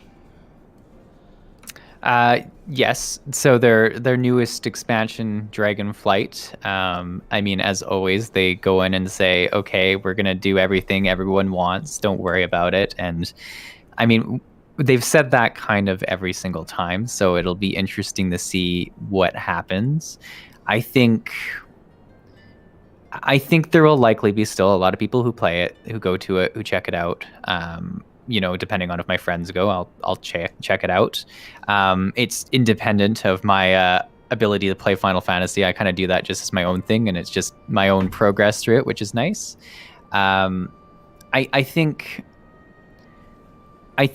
the competition between WoW and Final Fantasy has been very good. It'll be interesting to see if Final Fantasy kind of really gaining popularity in the last couple years, like, it's always been quite big, but in terms of overshadowing WoW in a lot of ways, if that has forced WoW to really make some big changes in terms of what they're actually going to do in the expansion, or if they're going to still try and do the same thing and have it flop. I think that'll be the most interesting thing to see. Definitely, because we all have to remember, without World of Warcraft, there would not be a Final Fantasy 14.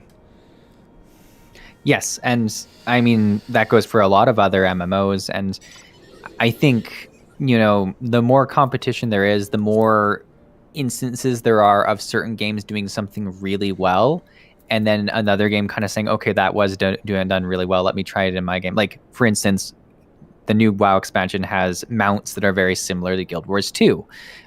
Guild Wars 2 did mounts exceptionally well. It's good that it raises the bar of the industry, that's what mounts should look like, kind of thing. Or for Final Fantasy, there's a lot of things that it does exceptionally well in terms of the ability to just have one account that has all of these different jobs on it and stuff like that. Like, it doesn't feel like you are starting from scratch if you want to play someone else. There's a lot of that carries forward, which is really nice, as you're going through your jobs right now. Yeah. So yeah. And this is my summoner, and you played a little. You said you played a little bit of summoner. Given the new changes, as you could probably see on my hotbar, we've gotten quite a few changes to summoner. So, are you interested in going back to summoner and maybe try some of those changes? I think so for sure. I think the number one place that convinces me is when I go into PvP and I get attacked by summoners. Like they're all over the place in PvP right now, or at least it's very easy to notice their skills. So I'm like, I want to play a summoner in PvP. So I might try doing that at some point just to try it out. But I am interested in playing it in PvE purposes as well. I think they're, once we go through the Dark Knight, and then I don't know who I'm going to go through and Walker with, but if eventually we get to a expansion where I can play a caster, I think that would be something I want to do, because I've done both the Dragoon and the Samurai, who are very similar types of DPS. It would be nice to do like a caster and really experience that. Yeah, definitely.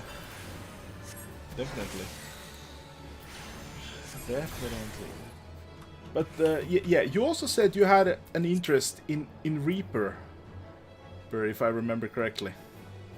Yeah, I would say there's a good chance I might try Reaper going into Endwalker, despite the fact I should probably do the healer to do something very different. But the Reaper looks so cool. I don't know. Maybe it's going to be how long did it take for me to go through Stormblood? It's going to be a while before I get to that decision. But Reaper does look really cool, and I always see you guys play it in my the dungeons we do, and I'm like, wow, look at it. It looks pretty cool. I think I'll end up playing a lot of different jobs, which is, I think, one of the best parts of this game. So I could see me switching it around a lot. Definitely. So yeah, there wasn't really that much I had on my question list, but I guess so if you could go back to Caesar in 2018 and say and tell him, hey, you might not know this. No, wait. Rephrase that. If you could go back to 2018, what would you tell your younger self then? Wow, it's a really, really good question. I mean, 2018 Seesaw definitely didn't know that his channel would get a bunch of traction when going. Like, I was at a point in YouTube where I had had a pretty good following from WildStar. I was playing a very similar series as what I'm doing in Final Fantasy, where I was just leveling through WildStar and playing it and enjoying it. We all know what happened to WildStar. Yeah. So I was kind of exploring other MMOs, and I tried Final Fantasy just as it was a free trial. I was like, why not do it? And the reception was incredible. So I think, and I think I took good advantage of the amount of popularity my channel got at that time. One thing I tell people whenever they're making YouTube content or trying to build out their channel is that the algorithm is very much like a fire. And if you have a little spark that starts, if you keep feeding it similar types of content and like really increase the frequency while it is burning, that's when you're going to have that big push of people who see your content. So if I was to go back there and say, hey, in 4 years, 3 years, your channel is going to have, like, I don't know the percentage of people who watch my channel that are Final Fantasy fans versus other games, but I'd say it's pretty high. I'd say lean harder into this and go for it. So, and I think I did pretty early on, but I just never would have expected that the Final Fantasy scene would be what grew my channel, that would be the game I played like as a constant throughout the next 4 years. Like, I've gone from Guild Wars 2 to World of Warcraft to New World, like outside of just the game I've been playing, but Final Fantasy has been a constant throughout that entire time, which has just been really fun.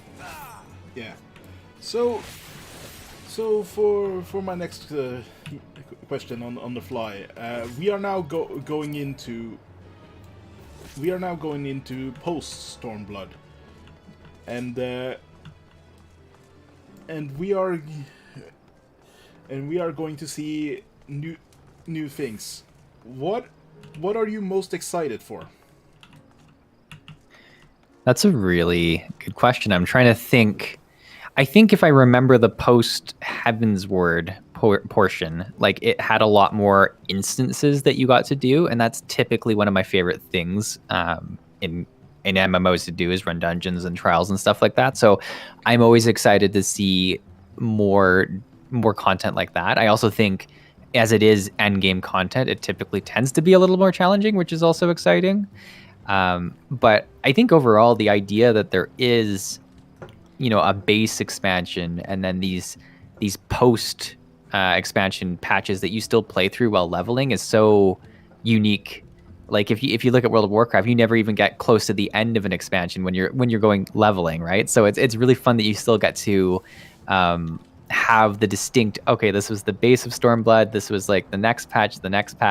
I love it in the chat when I see you guys, like you're all talking like, oh no, that happens in like 2.3 or 4.1. I don't know the patch numbers, but like it's interesting how much of a memory link there is for the specific patch and when it released, probably.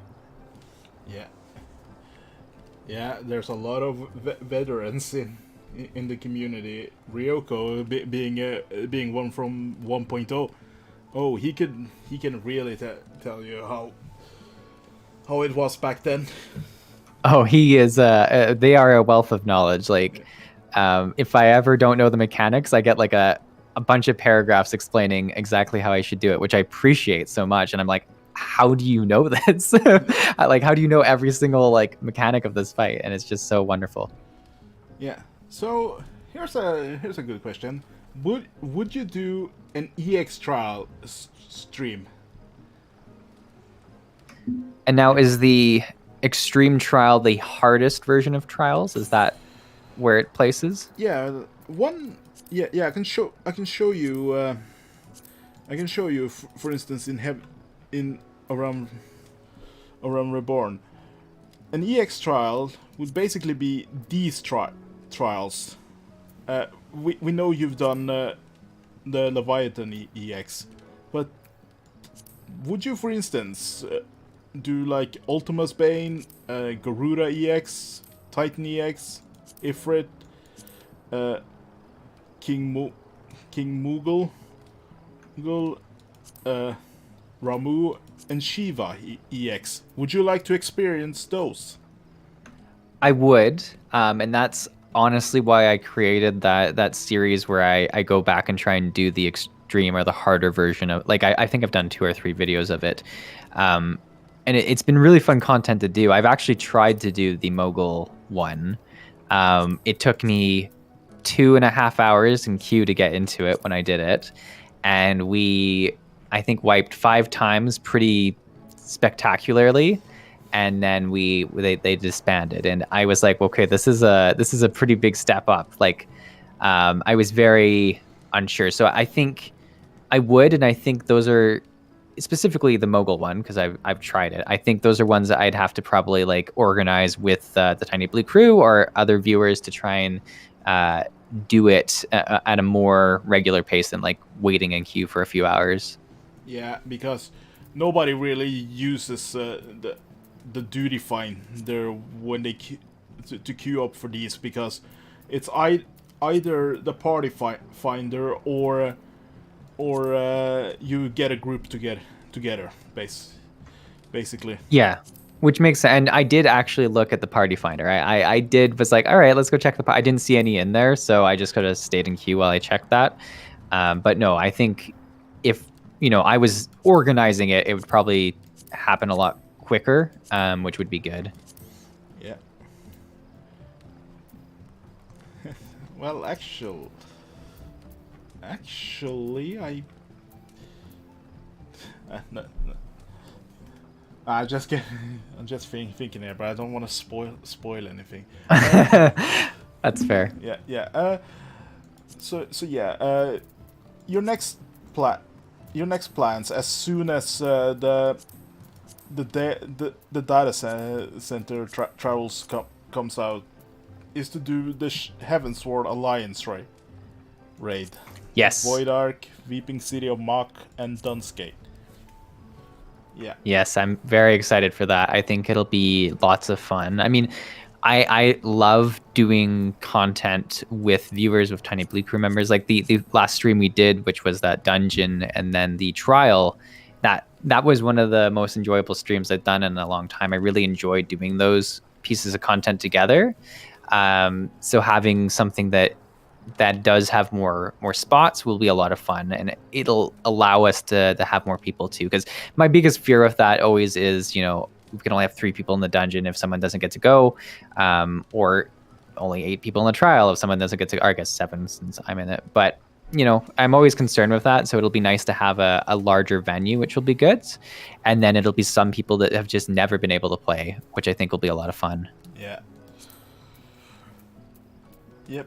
So,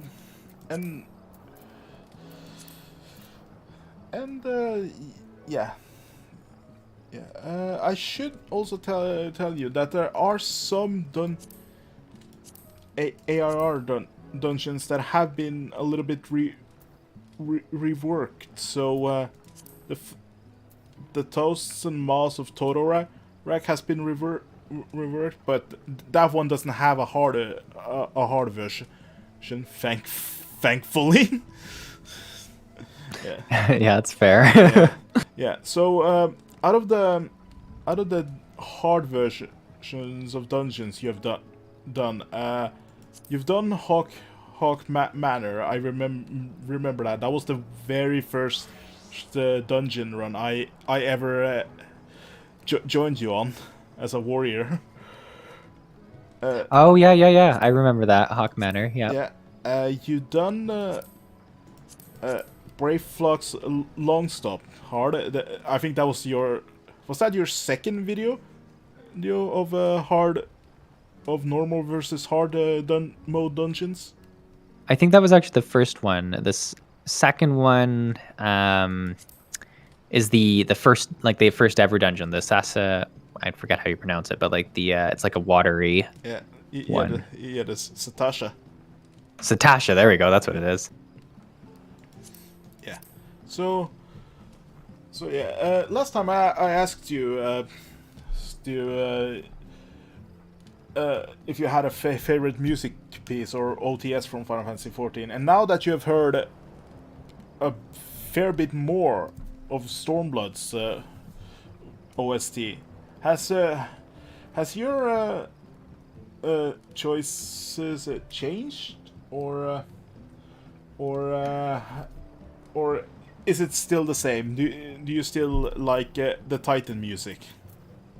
It's a really good question. I think it depends on the mood. I love, like, the Titan music just is such a pump up song, especially like if you're a DPS and like you're just doing your rotation and everything's going great. I think that's awesome. We were talking at the end of the Stormblood stream of, I forget the name of the song, but it's the one that plays in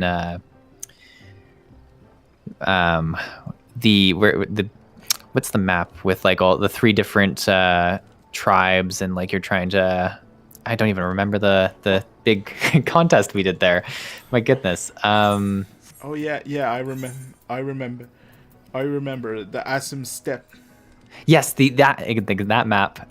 The background music for that map I find incredibly peaceful, and I think you're there for a fairly long time in Stormblood. And I just kept logging in, and I was like, this music's so nice. So I really enjoyed that. That's probably like the peaceful music I love.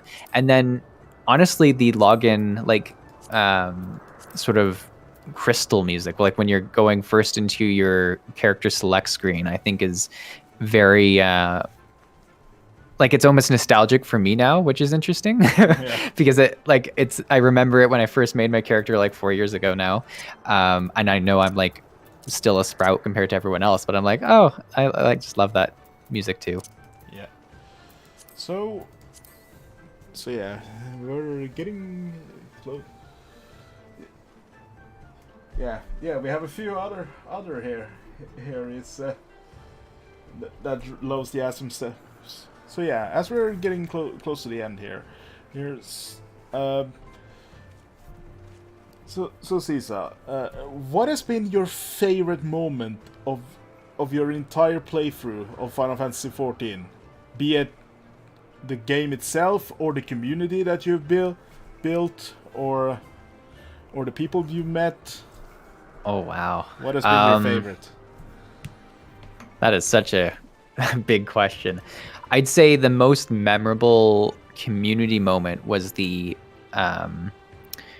first time I streamed. And actually the most memorable one was when I was trying to set up my streaming before I even started streaming. I accidentally did I set a stream like to happen right away, and so many people showed up and were excited that I was going to stream, and I was like, I'm not even ready. I'm like, so I logged in for like a couple minutes just to check out if it was set up properly. It was like literally 20-minute long stream that I ended up doing, but so many people showed up and were exciting, and I was like, okay, for sure we're going to do streams.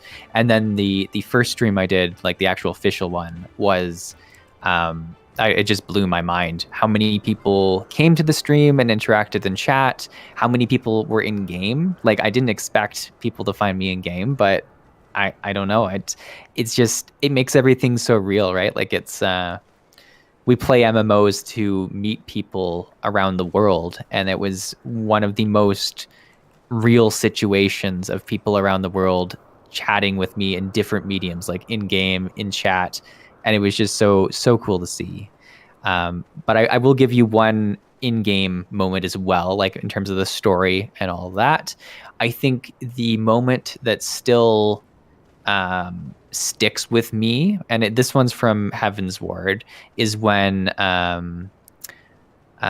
Iceheart sacrifices herself. I think the cutscene, the music, the words, the time it happened, like in the story arc, like that's where Heaven's Ward's ending was like, wow, this is impressive. And I don't know why, I wasn't expecting her to sacrifice herself, or at that moment anyways, and I thought that moment stuck with me for sure. Kind of surprising that you like Titan's music better than Shiva's music then. I don't know. I do like Shiva's music in that moment, but Titan's music is a music that I will listen to out of the context of Final Fantasy XIV. Like, I'll listen to it and it's just, it rocks kind of thing. Yeah. Yeah, quite a fitting pun as well. But but yeah. Yeah. If I could share some of my best moments, I think for sure my best moments in Final Fantasy XIV was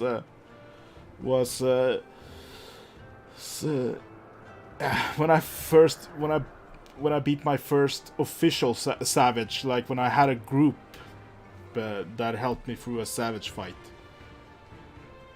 There's just something about clearing harder content with friends that you made along the journey, and yeah.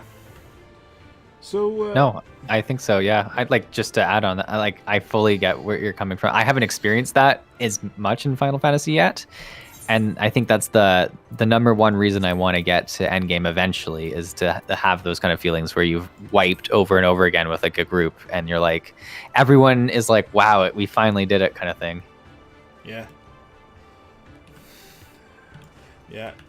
So yeah, I could probably let you in on something right now, and that is they just released a new Ultimate raid, and yeah, it is the Dragon Song War Ultimate raid. But so from Heaven's Ward then. Yeah. Very cool. Yeah. So yeah, there are a lot of people that are playing that right now. And now Ultimate is harder than Savage, like in terms, I still don't know, like their Ultimate is as soon as you see someone with a glowing ultimate weapon, then you instantly know that they are an ultimate raider. Like they grind for hours and hours and hours. Oh, okay. So yeah. So quite a jump in difficulty. Yeah, I don't think it's on the same level as as the mythic raids in WoW, but then again I haven't played WoW, so I can't really compare. Yeah, it's fair. I think the other thing to think with mythics is like I know the first few bosses of a mythic raid would be a lot easier than like if you completed the mythic raid, that would be much different. For instance, myself, I at the best could complete a heroic version of a raid in WoW, but even then, sometimes throughout the patch, I would fight the first mythic boss just to get a piece of gear or something like that. So I think it depends on how far you end up making it in World of Warcraft, anyways. Yeah. Oh, and Ryoko just said to relate to something you might know from WoW, Savage is more or less mythic. Ultimate is a difficult tier, even harder than that. So yeah. Wow. So it's even no. That sounds you'd you'd be doing that for quite some time then, I'm sure. Because oh yeah. Yeah. Oh yes, because yeah. Indeed. So yeah, getting close to the end. Just a few final thoughts.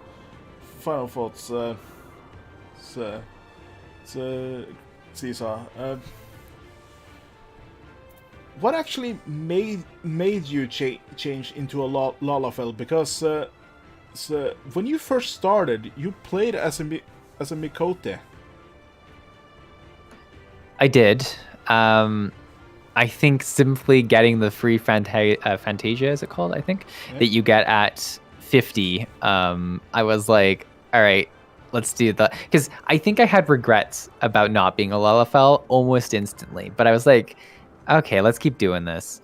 And there was nothing wrong with what is Matiko what's the name of the Mikote, or just call it cat girl or cat. Cat girl. Yeah. The Mikote. It's okay. The cat girl. I think like I often play the smaller races. I mentioned Azura in Guild Wars 2. In World of Warcraft, I often play gnomes. In New World, or not New World, in WildStar, I actually didn't play the Chua, but I always wished I could. I just wasn't on the evil side. So I think on some level I should have just chosen Lalafell from the start, but I was like, okay, let's try something different. This is a new game. And then I didn't realize at that time how locked in you were to that one character. And obviously you can make multiple characters, but that you may as well just stick on that one character and level all your jobs. So that's when I decided to change that. Yeah. And speaking of jobs,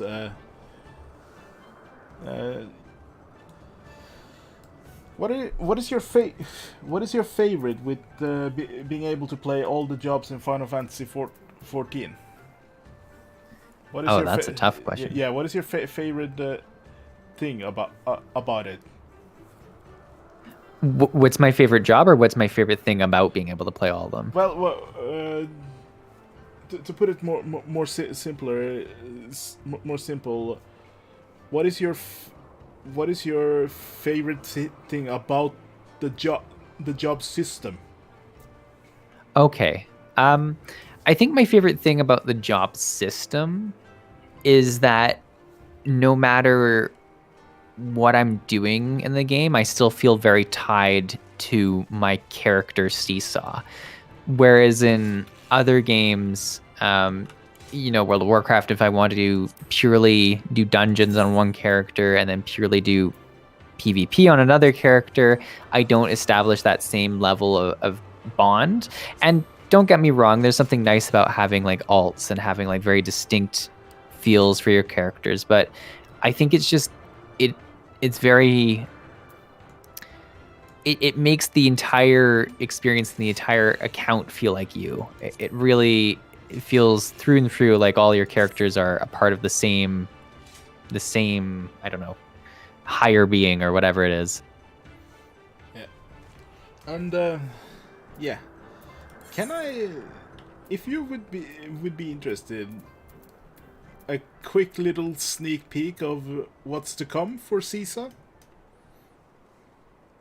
A sneak peek of what's to come for Seesaw. What? Give me a more specific direction to go with that. I'll just show you. Okay.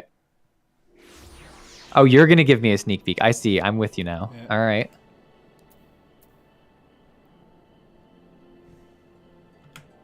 You're gonna blow my mind.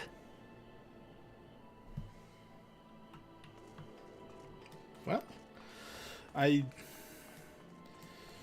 do you remember the Crystal Tower raids? I do. Well, this is as far up as I can look, but Is this this is the Crystal Tower. Wow. And so, huh? Yeah, you blew my mind. I assume this is like from some future moment, but that's so cool. Yeah. No, I'm excited. I did really enjoy the Crystal Tower raids. Yeah. So yeah. And also quick rapid fire question. Are you gonna do the Stormblood, the post Stormblood content before the post Heavensward content, or are you waiting with that as soon as we get the data center travel? Like for instance, do you want to do post Stormblood MSQ first, or do you want to wait until more people can join you, so that you can do the Heavensward or the post content, like the Alliance raids and the Warring Triad trials that I don't think. I think I'll likely start doing the normal MSQ of Storm, like the post Stormblood MSQ. But I probably won't dive into the Alliance raid of Stormblood until, like, I'll do the Heavensward one as soon as the transfer system comes out, and then I'll probably after that start doing the Stormblood one. So like I'll probably wait on both of those. Yeah. Yeah. So I guess while you're waiting, you're gonna be leveling Dark Knight then. That's exactly what'll happen. So we'll see if we can make some interesting content with it. I do think doing some job quests on stream might be interesting. Or you can see how bad I am at PvP on stream. We'll see if I want to do that. Yeah. But it's the best way for me to learn. So. Yeah. And also, so Ryoko was panicking. / panic. Yeah. Apparently they're happy with just the tiny little spoiler you gave, but not revealing everything. So I think I mean, it's not like I'm going to put anything together with that. So no. I'm like, how do we get there? Yeah, don't worry, Ryoko. I know not to show Caesar too much, but that is it, everyone. A huge thank you to TinyBlueGames for agreeing to this interview and taking the time out of his day to come on stream and talk about his experience. Well, thank you for having me. It was a lot of fun. Yeah. So yeah, I'm probably gonna stream a little bit more before going to bed because it's 2 a.m. for me now. So, yeah. At least it's Friday, so that's something. Yeah, that's one. Well, for you it's Friday. For me it's Saturday. I guess that's the way the world works, huh? Yeah, indeed. But I have to say, you streaming at 10 a.m. in the morning, that really works great for me, because that's 6 p.m. in the evening for me. So, yeah. Oh, that's good. Yeah, people seem to have been enjoying the 10 o'clock time, which has been nice. I've been trying to introduce like more times, and like we have had the 10 o'clock a few times now, so I'll probably try and do a different one eventually, just because I know some people haven't been able to watch them because they're always like if it's always like really early or really late. And that's something I didn't even think about when I first started streaming. I was like, yeah, I guess I have like there's a global audience for this, so I have to consider that. But I'm glad it's been working out with the 10 a.m. ones for you. Yeah. Well, I guess do you? Oh, Drella. Where I'm from? Well, I'm from Europe, Drellcag. So that's why I'm not usually on when you guys are on. So yeah, but yeah, I guess. That sounds good. Yeah, I guess. Do you have anything you want to add? No, I mean, I just thank you for inviting me to this. I think you always put together such a great list of questions, like both the conversation I had with you just solo and then this. It's really hard to think of questions and do interviews like this. So yeah. I think you've done a really good job, and I hope everyone's enjoyed it. And I certainly, like I thought, learned a lot about the game throughout this, which was great. So thank you so much. Yeah. So yeah. Well, I'm definitely not work to games as you have experienced. Yeah, that was that was a difficult. Well, it was just intimidating to have them. I don't know. I was intimidated because I wasn't ready, or I hadn't done an interview of any sort before. But they did a good job too. And I think both of you just do a good job of welcoming people to the community, which is nice. Yeah, that's what the Final Fantasy community is all about. We welcome new players as long as they don't do anything that makes us. That could have been a good question. Can I just ask you this in regards to I don't know if you followed all the drama that happened over the past few years. Which drama? Well, you know, the whole Quinn 67 drama, the whole Lazy Peon drama, the soda popping drama. I'm most aware of the Lazy Peon one, but if like they're all similar, I assume. Well, Quinn was a streamer that decided to try Final Fantasy 14, boosted his character and skipped to like Storm Shadowbringer and started doing like Savage Raid, but he didn't do a good job at it. That's That's mostly what I remember. And for Soda Poppin', he's sort of playing, but he got he also bought a story skip, so he's probably through Shadowbringers by now. So yeah. Sorry to drag this out, but I simply must ask: do you think? And I think I asked this the last time, but I want to know if your opinion has changed. Do you think it's a good way? Do you think or do you think it's a bad way for new players to ruin their own experience before they've tried something like, for instance, with Final Fantasy 14? If you get the game and then you buy the story skip and the level skip, do you think that those that do that have ruined their own experience? I think it's a difficult question. Like, first off, I think everyone can do what they want, but I will say the most enjoyable part of any MMO for me is being a noob or being a sprout or the learning phase. And by buying the story skip, by buying the level skip, you're kind of making that part of the game much shorter, and you're doing yourself a disservice. my own example, I'm kind of doing the absolute opposite of taking as long as possible to do the story and the leveling process. And because of that, I'd say this has been like I've kept that learning process and like feeling like everything's fresh, everything's new.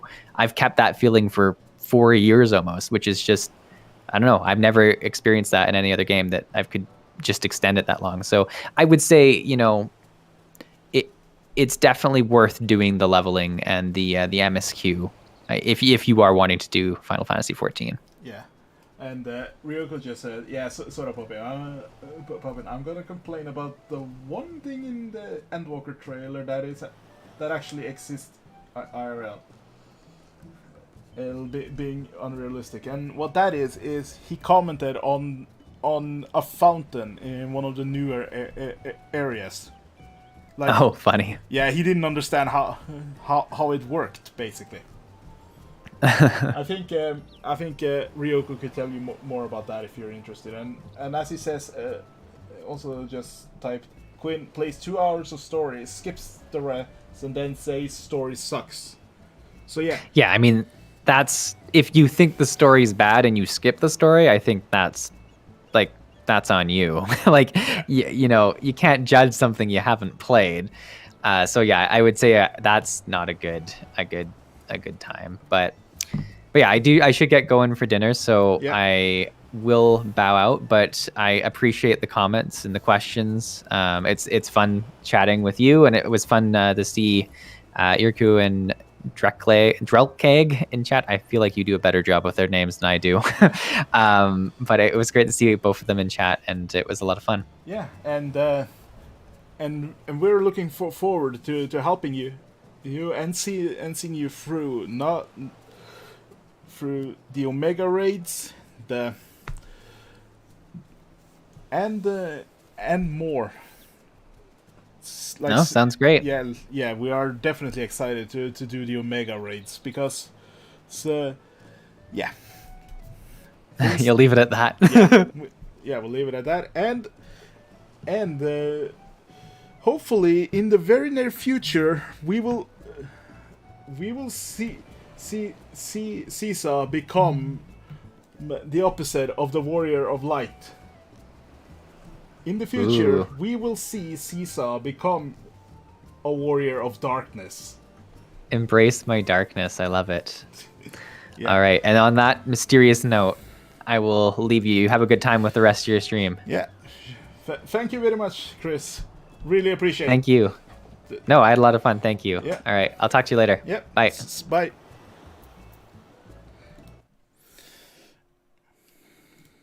And that's that.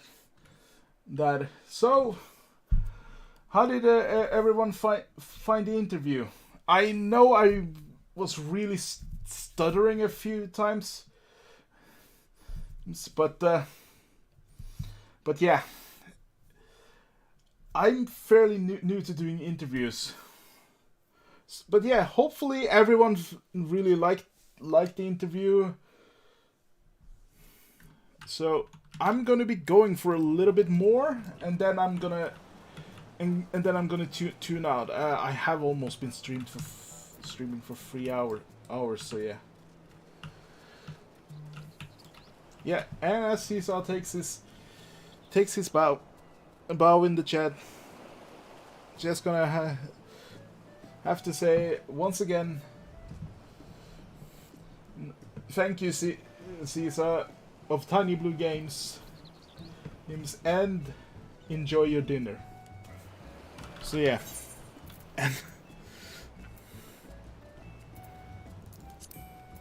and for everyone that was worried about me showing him more,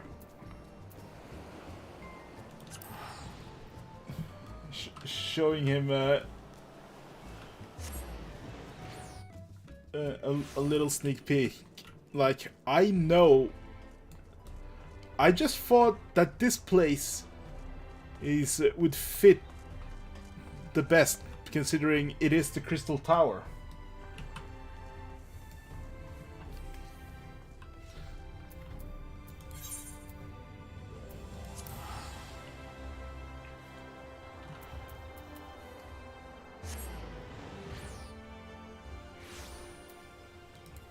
But yeah, actually, you know what? I'm gonna try and see if I can... Oh yeah, I should probably bump up the...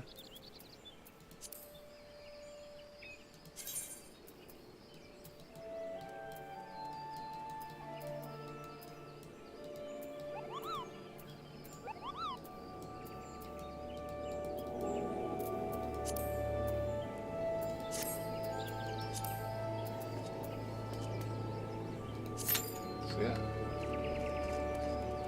Oh, more than 30 minutes. Jeez. Okay, I'm gonna try and see if I'll get a chance to pop in, but it might not work considering it's the middle of the night and most people aren't really playing at the moment.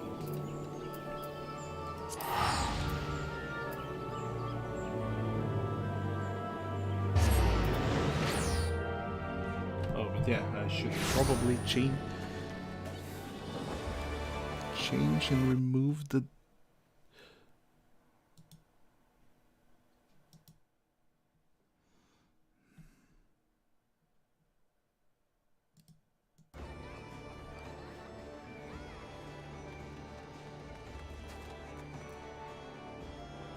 Oh, they're always bad. Okay, yeah. Yeah, considering you need 16 DPS. No, 15 DPS. Another normal day in games.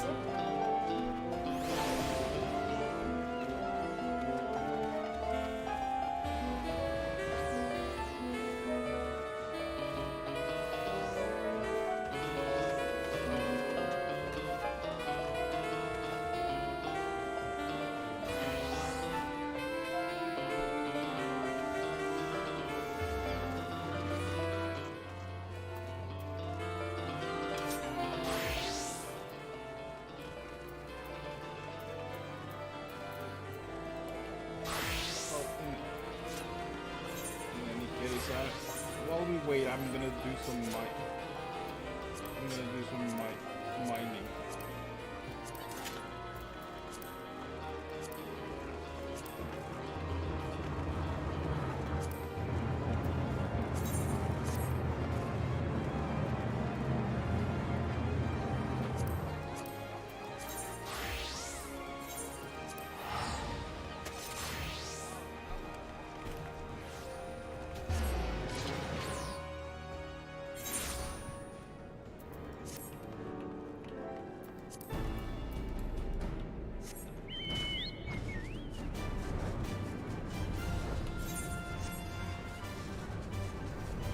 Yeah, I think for this, I'm gonna wait probably like maybe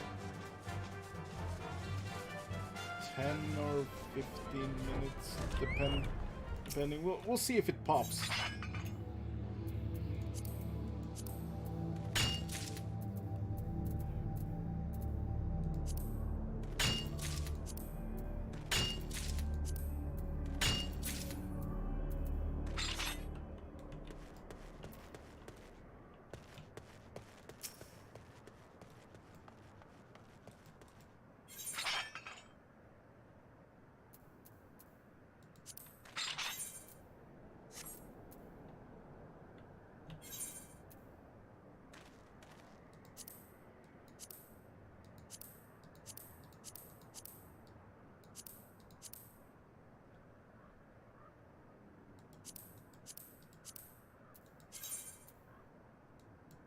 I'm gonna try and see if I can sense a node there.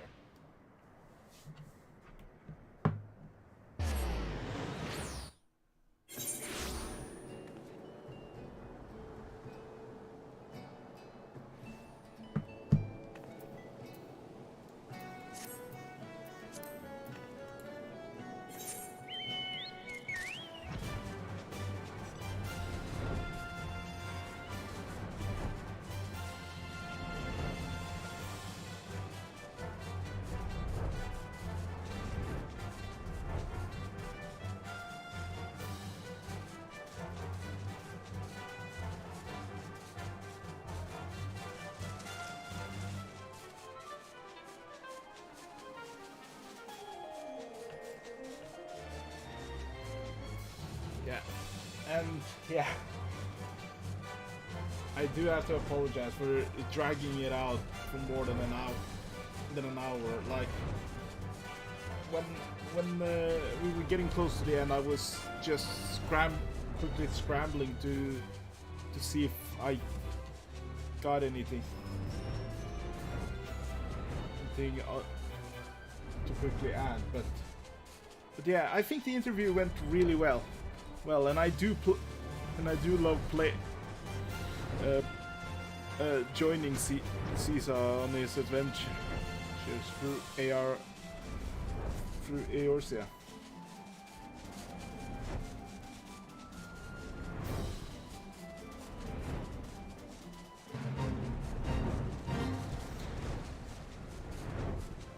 So yeah.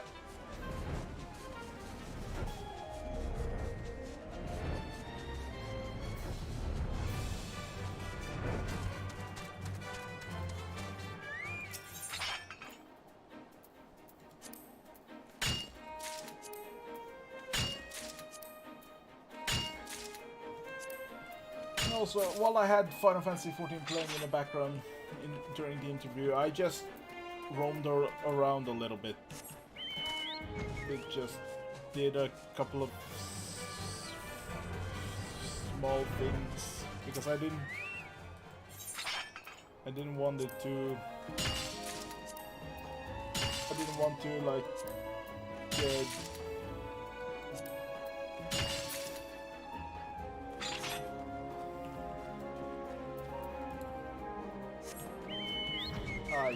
Yeah, it's difficult when you're trying to stream and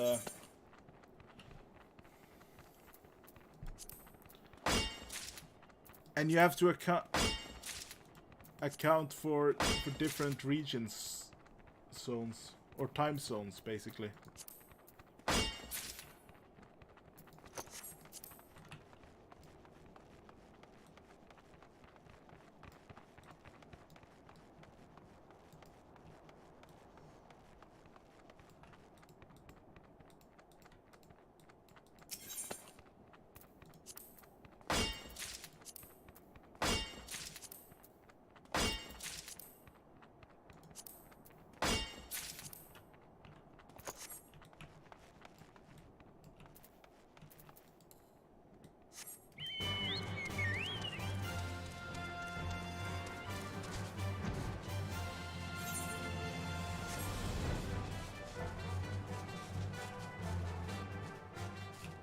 We got a hunt here.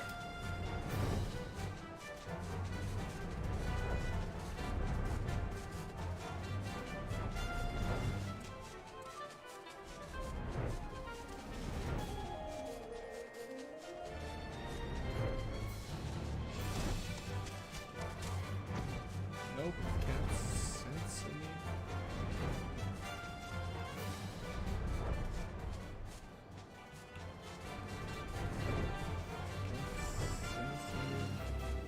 Any nodes, so I guess it's not the right time.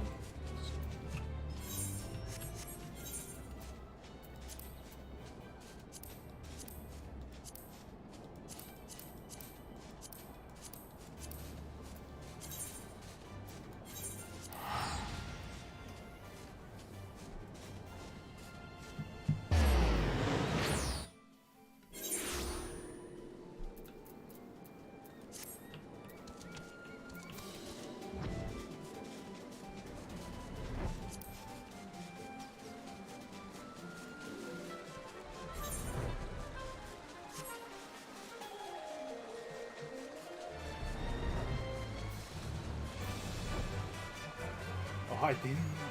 I just remembered I didn't ask Caesar what his favorite monster design or mob design from Final Fantasy XIV was. I could probably do that on his next stream. But what about you guys?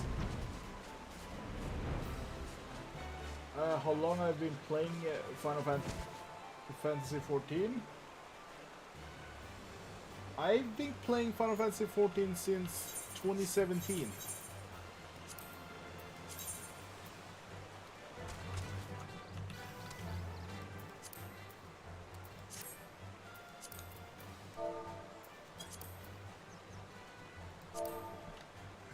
If I remember.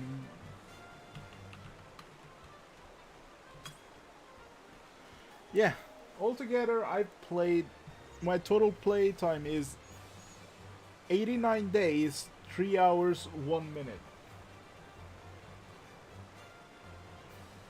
So you can make up.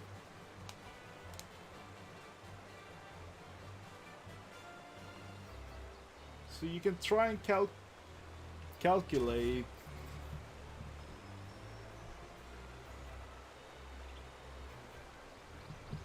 You can try and calculate how long that is, how many hours that is.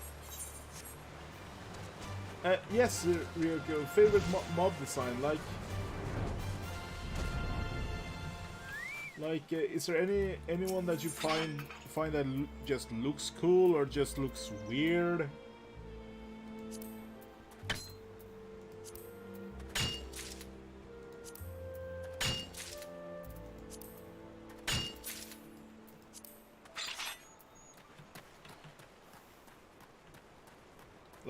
Like for me, I find like the ninki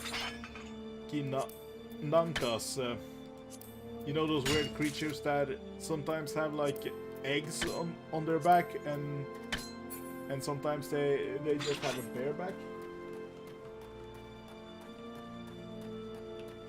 Those creatures I find looking weird. Oh, you like the goblins? Goblins.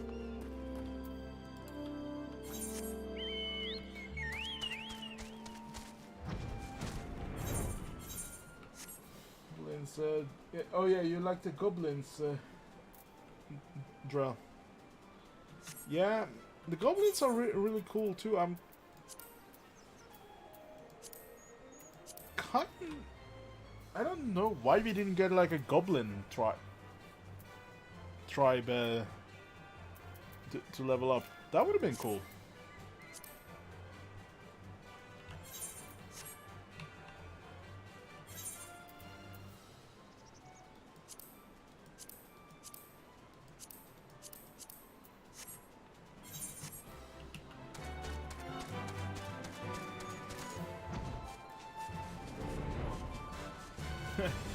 Illuminati, yeah.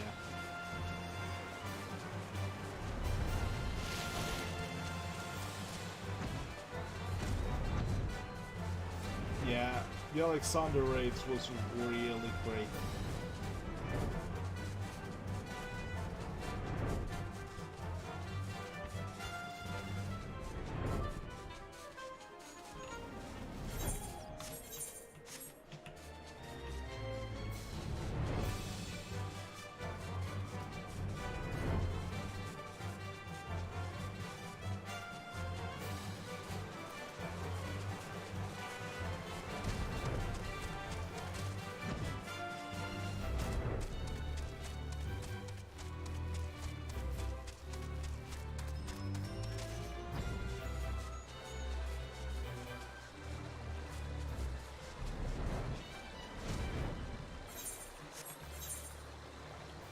I mean, we did get the Kobold as a beast tribe, so...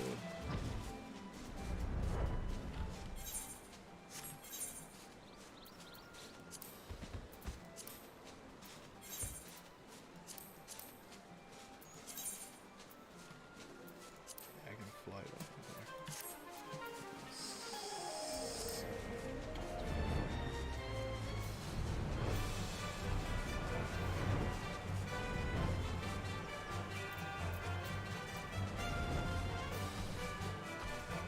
Yeah, like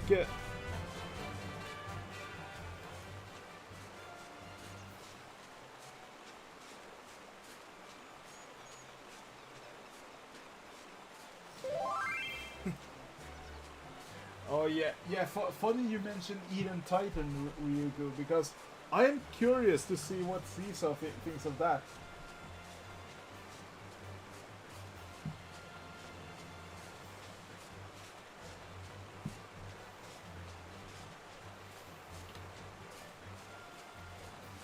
Because as he said, he liked the music in Titan. in Titan. So it's gonna be interesting to see if he likes the Eden Titan music.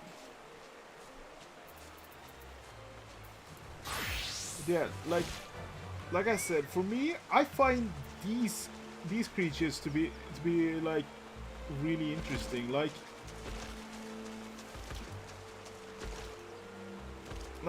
they just look so weird. Like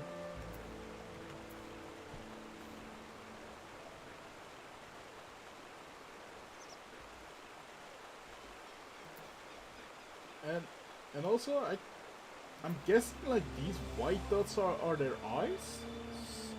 I mean, for a long time I didn't even think these things had eyes.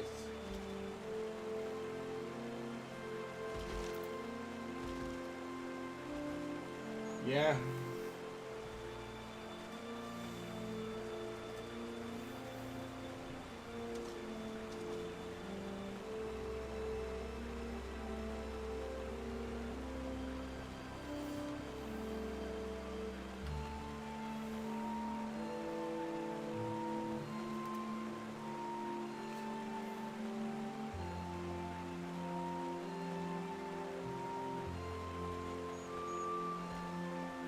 Over 800 days of playtime? Ryoko, I don't think you have a problem. I think you have an addiction.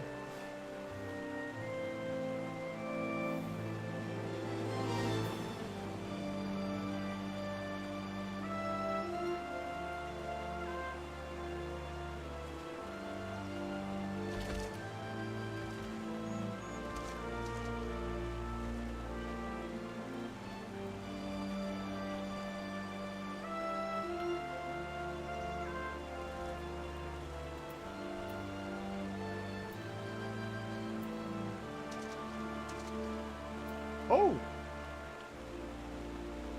maybe we might get into the.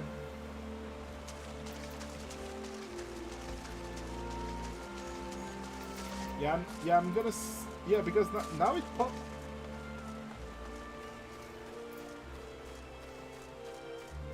Yeah, that's true, Ryoko. You've been playing since 1.0, so yeah, you. As you said yourself, you're one of the real OGs from back in the day.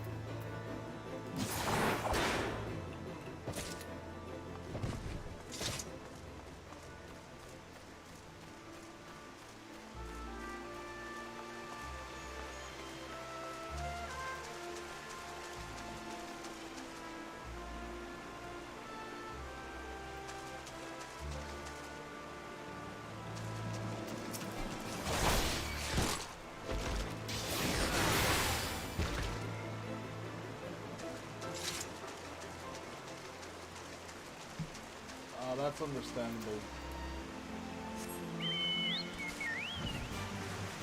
But yeah, hopefully in the future we can get Caesar through some more extreme trials, because as he mentioned himself, like he's been using the duty finder to try and queue for the EX trials, and yeah, I don't think he's gonna get a whole lot done if he does that, so you'll definitely have to organize an EX trial stream, basically.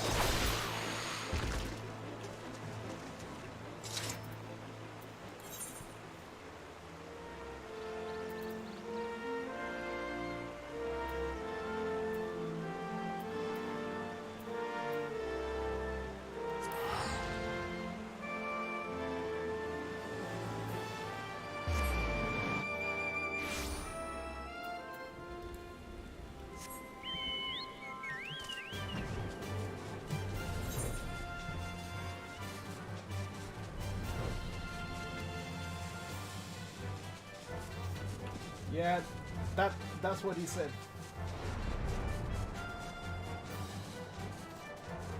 Yeah, no problem. The Drell. Yeah, thanks for dropping by. I'm gonna see if this Q pops. If it pops, then we're doing the duty. But if it doesn't pop, then yeah, I'm gonna start thinking of it heading to bed too.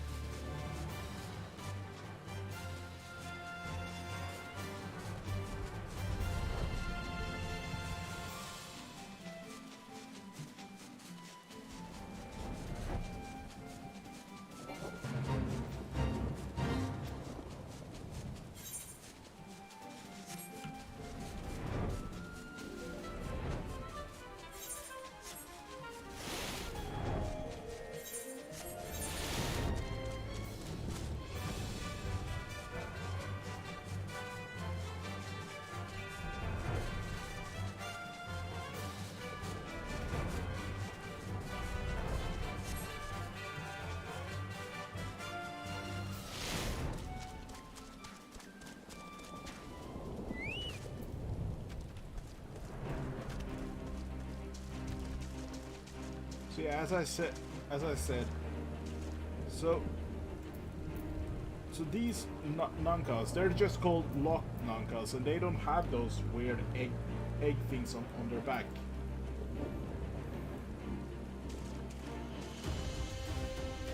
Yeah, I just find them weird looking.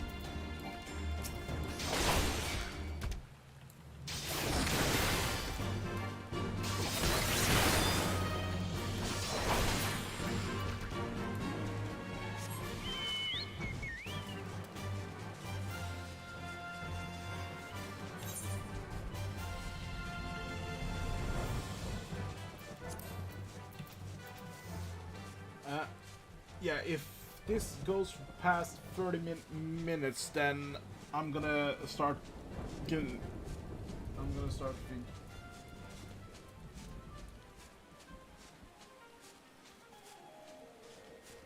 Yeah, like I said, Ryuko. So I'm wondering, is the Ninki Nankas, are those the females, and the Nankas are the males, basically?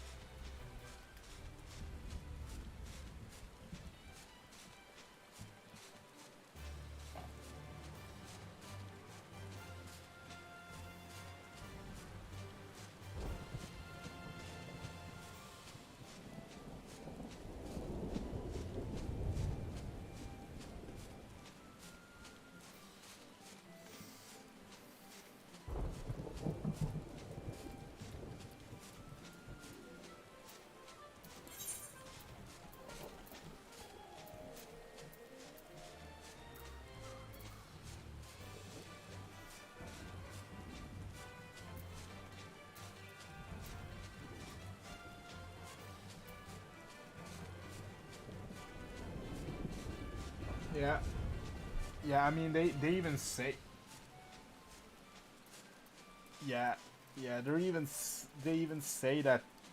They even say Ninki Nanka. But Ryuko, when you saw me teleport, were you worried that I was gonna show him? Were you worried that I was gonna show Caesar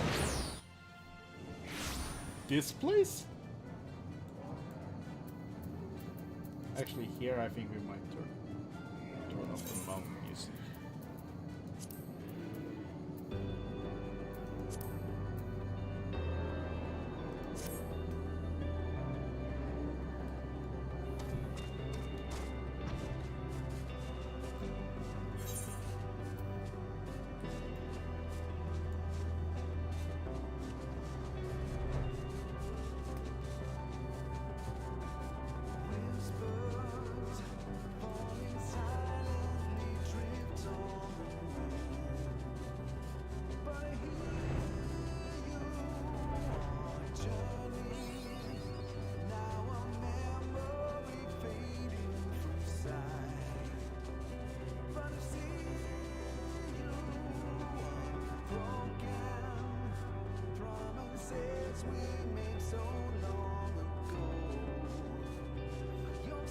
Oh, you didn't know how far I was gonna show him.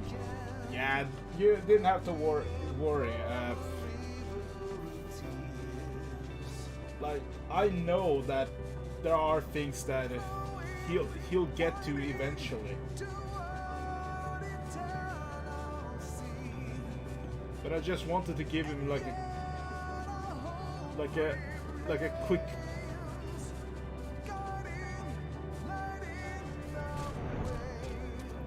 Yeah, like a quick view of where he's going in the next expansion.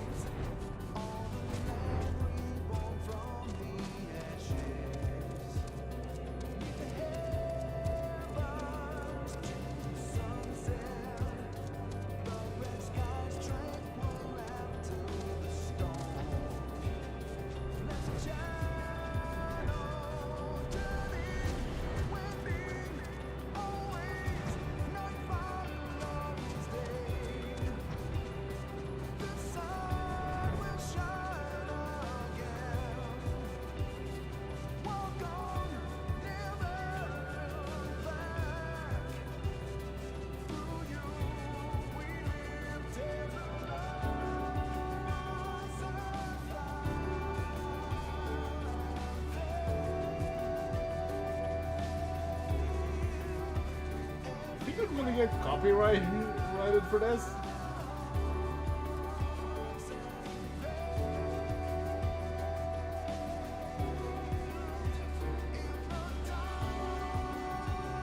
For having this music playing in the background.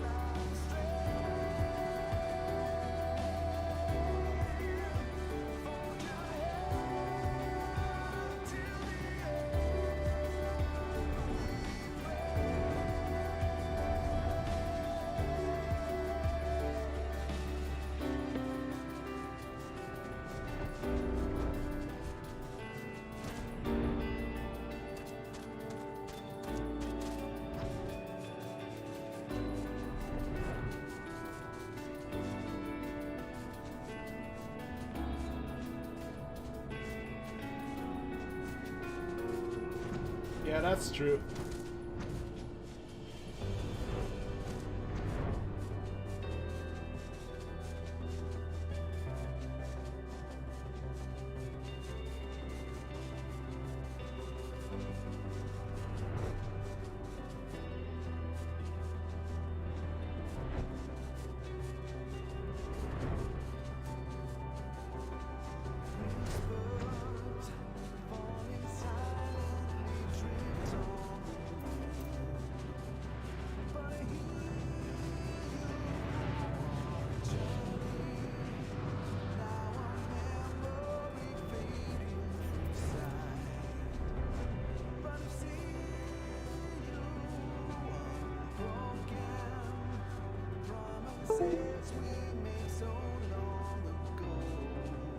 Oh, okay, yeah.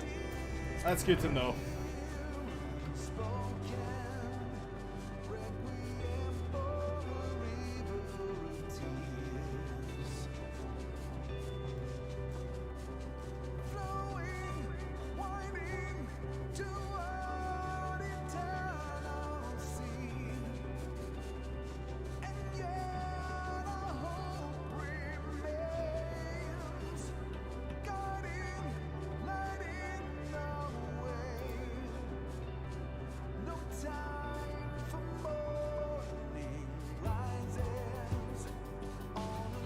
Those tracks are still in the game.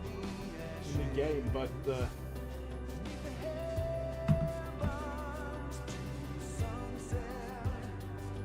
I mean, like the Earth. Like, let's say if we go to Ulda, for instance.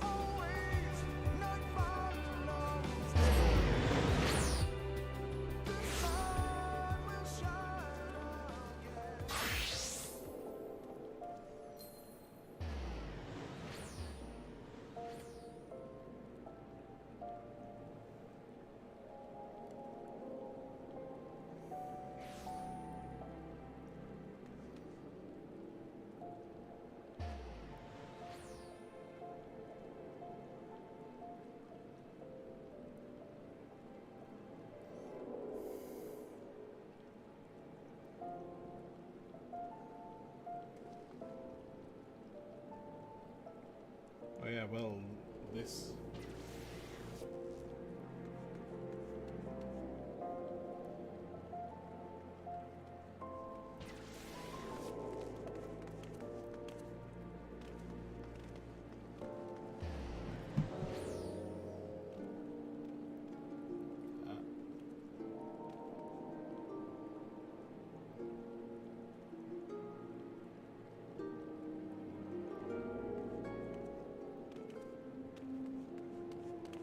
Yeah, okay.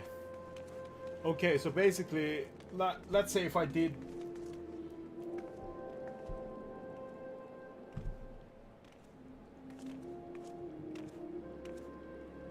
Well, yeah, that's true, but answer plays during the final coil of Bahamut as well.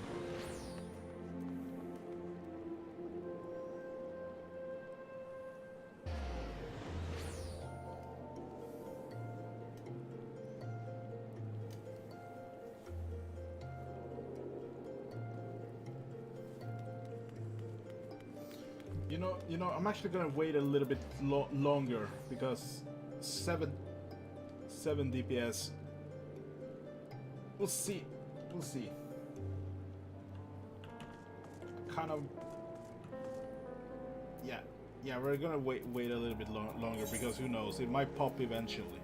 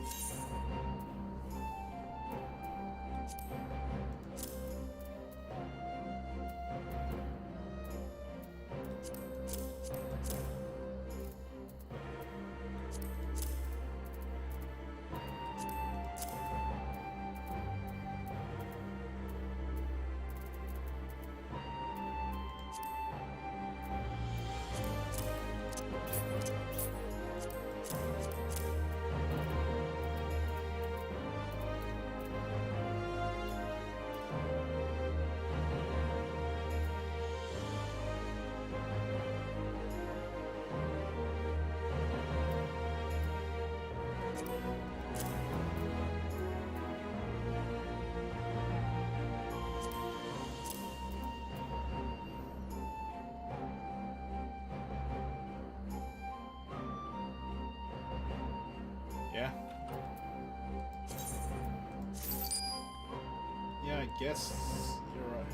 Oh, dang, it dropped down to 4. I'm gonna wait. Let's wait until 40 minutes.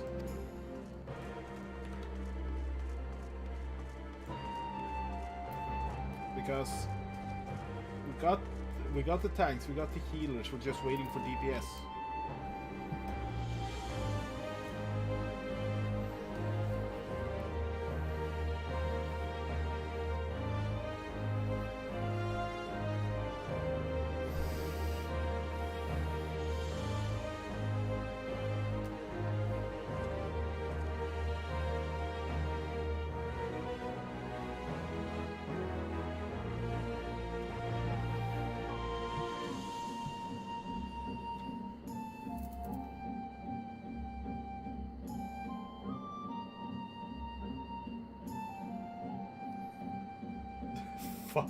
More minutes, ma.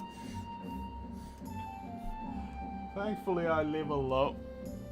I've moved out and can stay up for as long as I want. I mean, granted, it messes up my sleeping schedule, but yeah.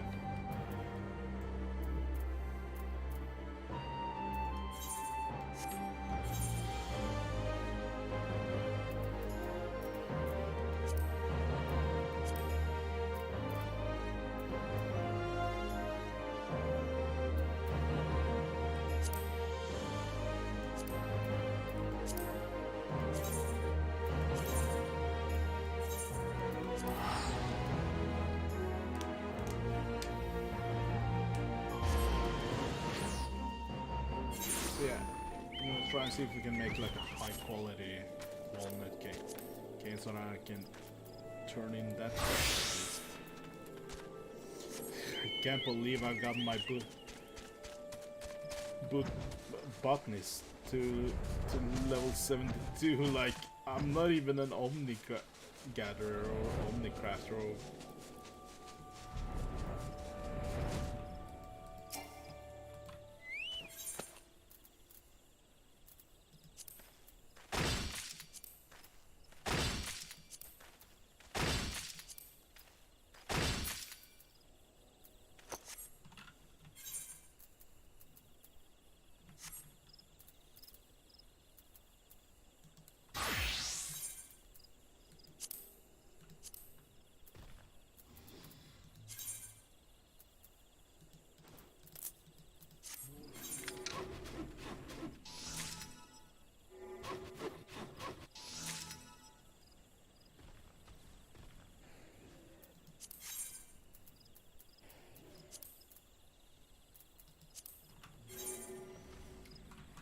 Kidoke.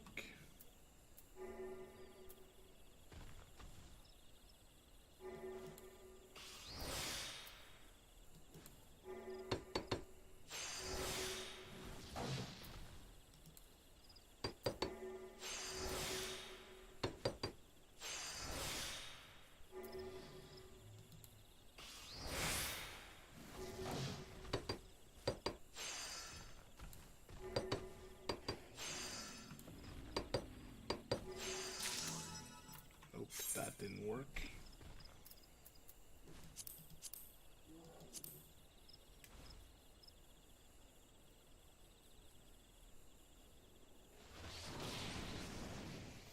Yeah, I know, but yeah, firmament plus diadem.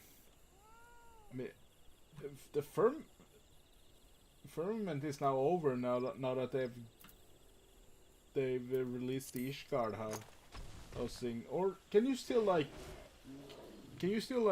craft stuff for the firmament?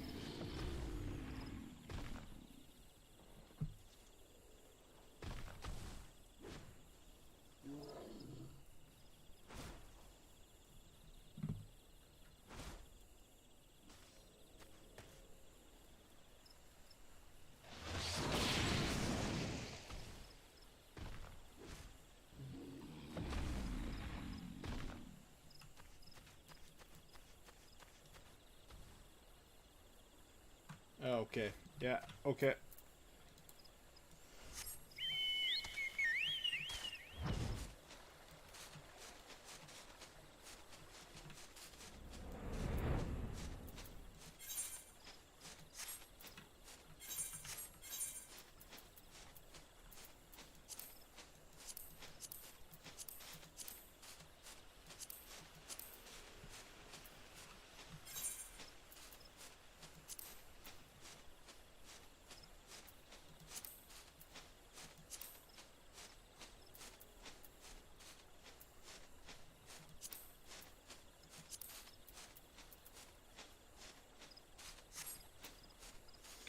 Oh, I could have made an elm cave.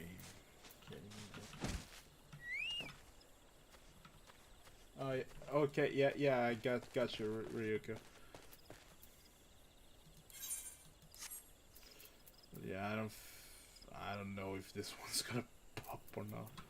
No, well, I'm set on making an elm game, so we'll do that.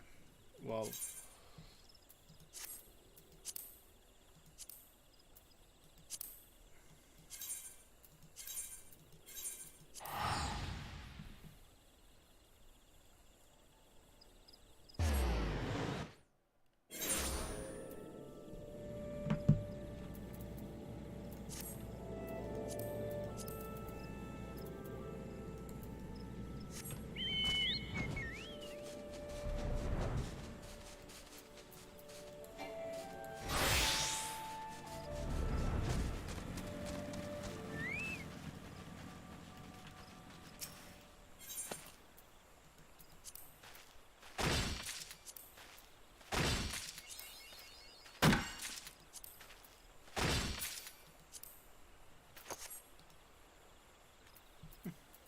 Nice, I got an achievement.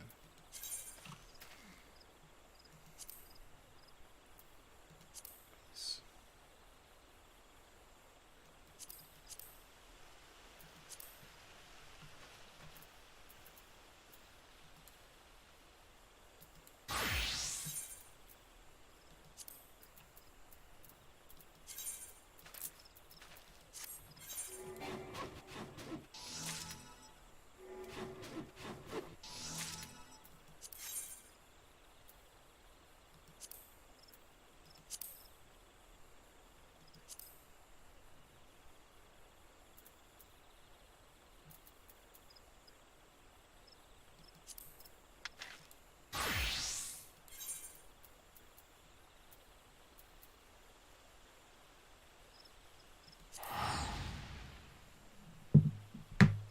Or actually,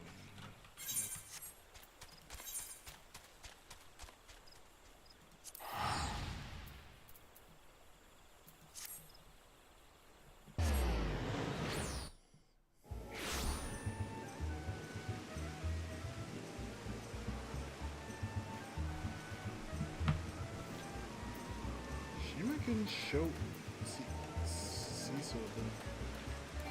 Did I not have the game with the hum?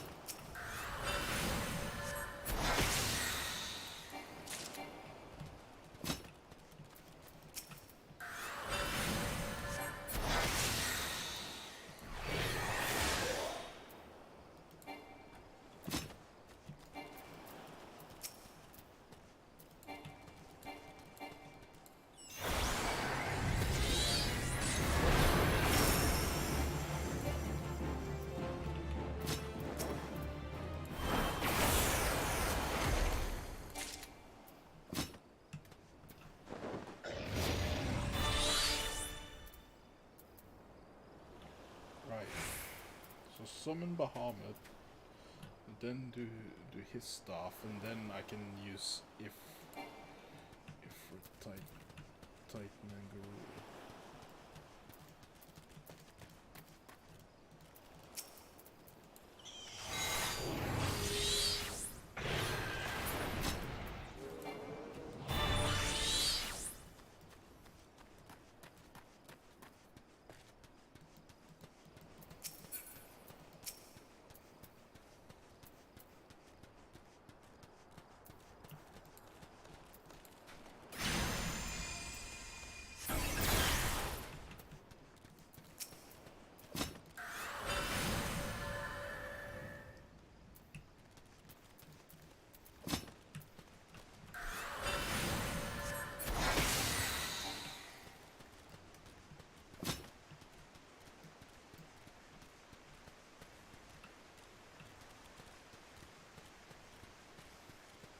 Yeah, I don't think this one is gonna pop. And if I'm gonna be honest, it's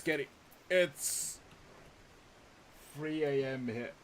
here, and I should really get some sleep. So I'm gonna head back to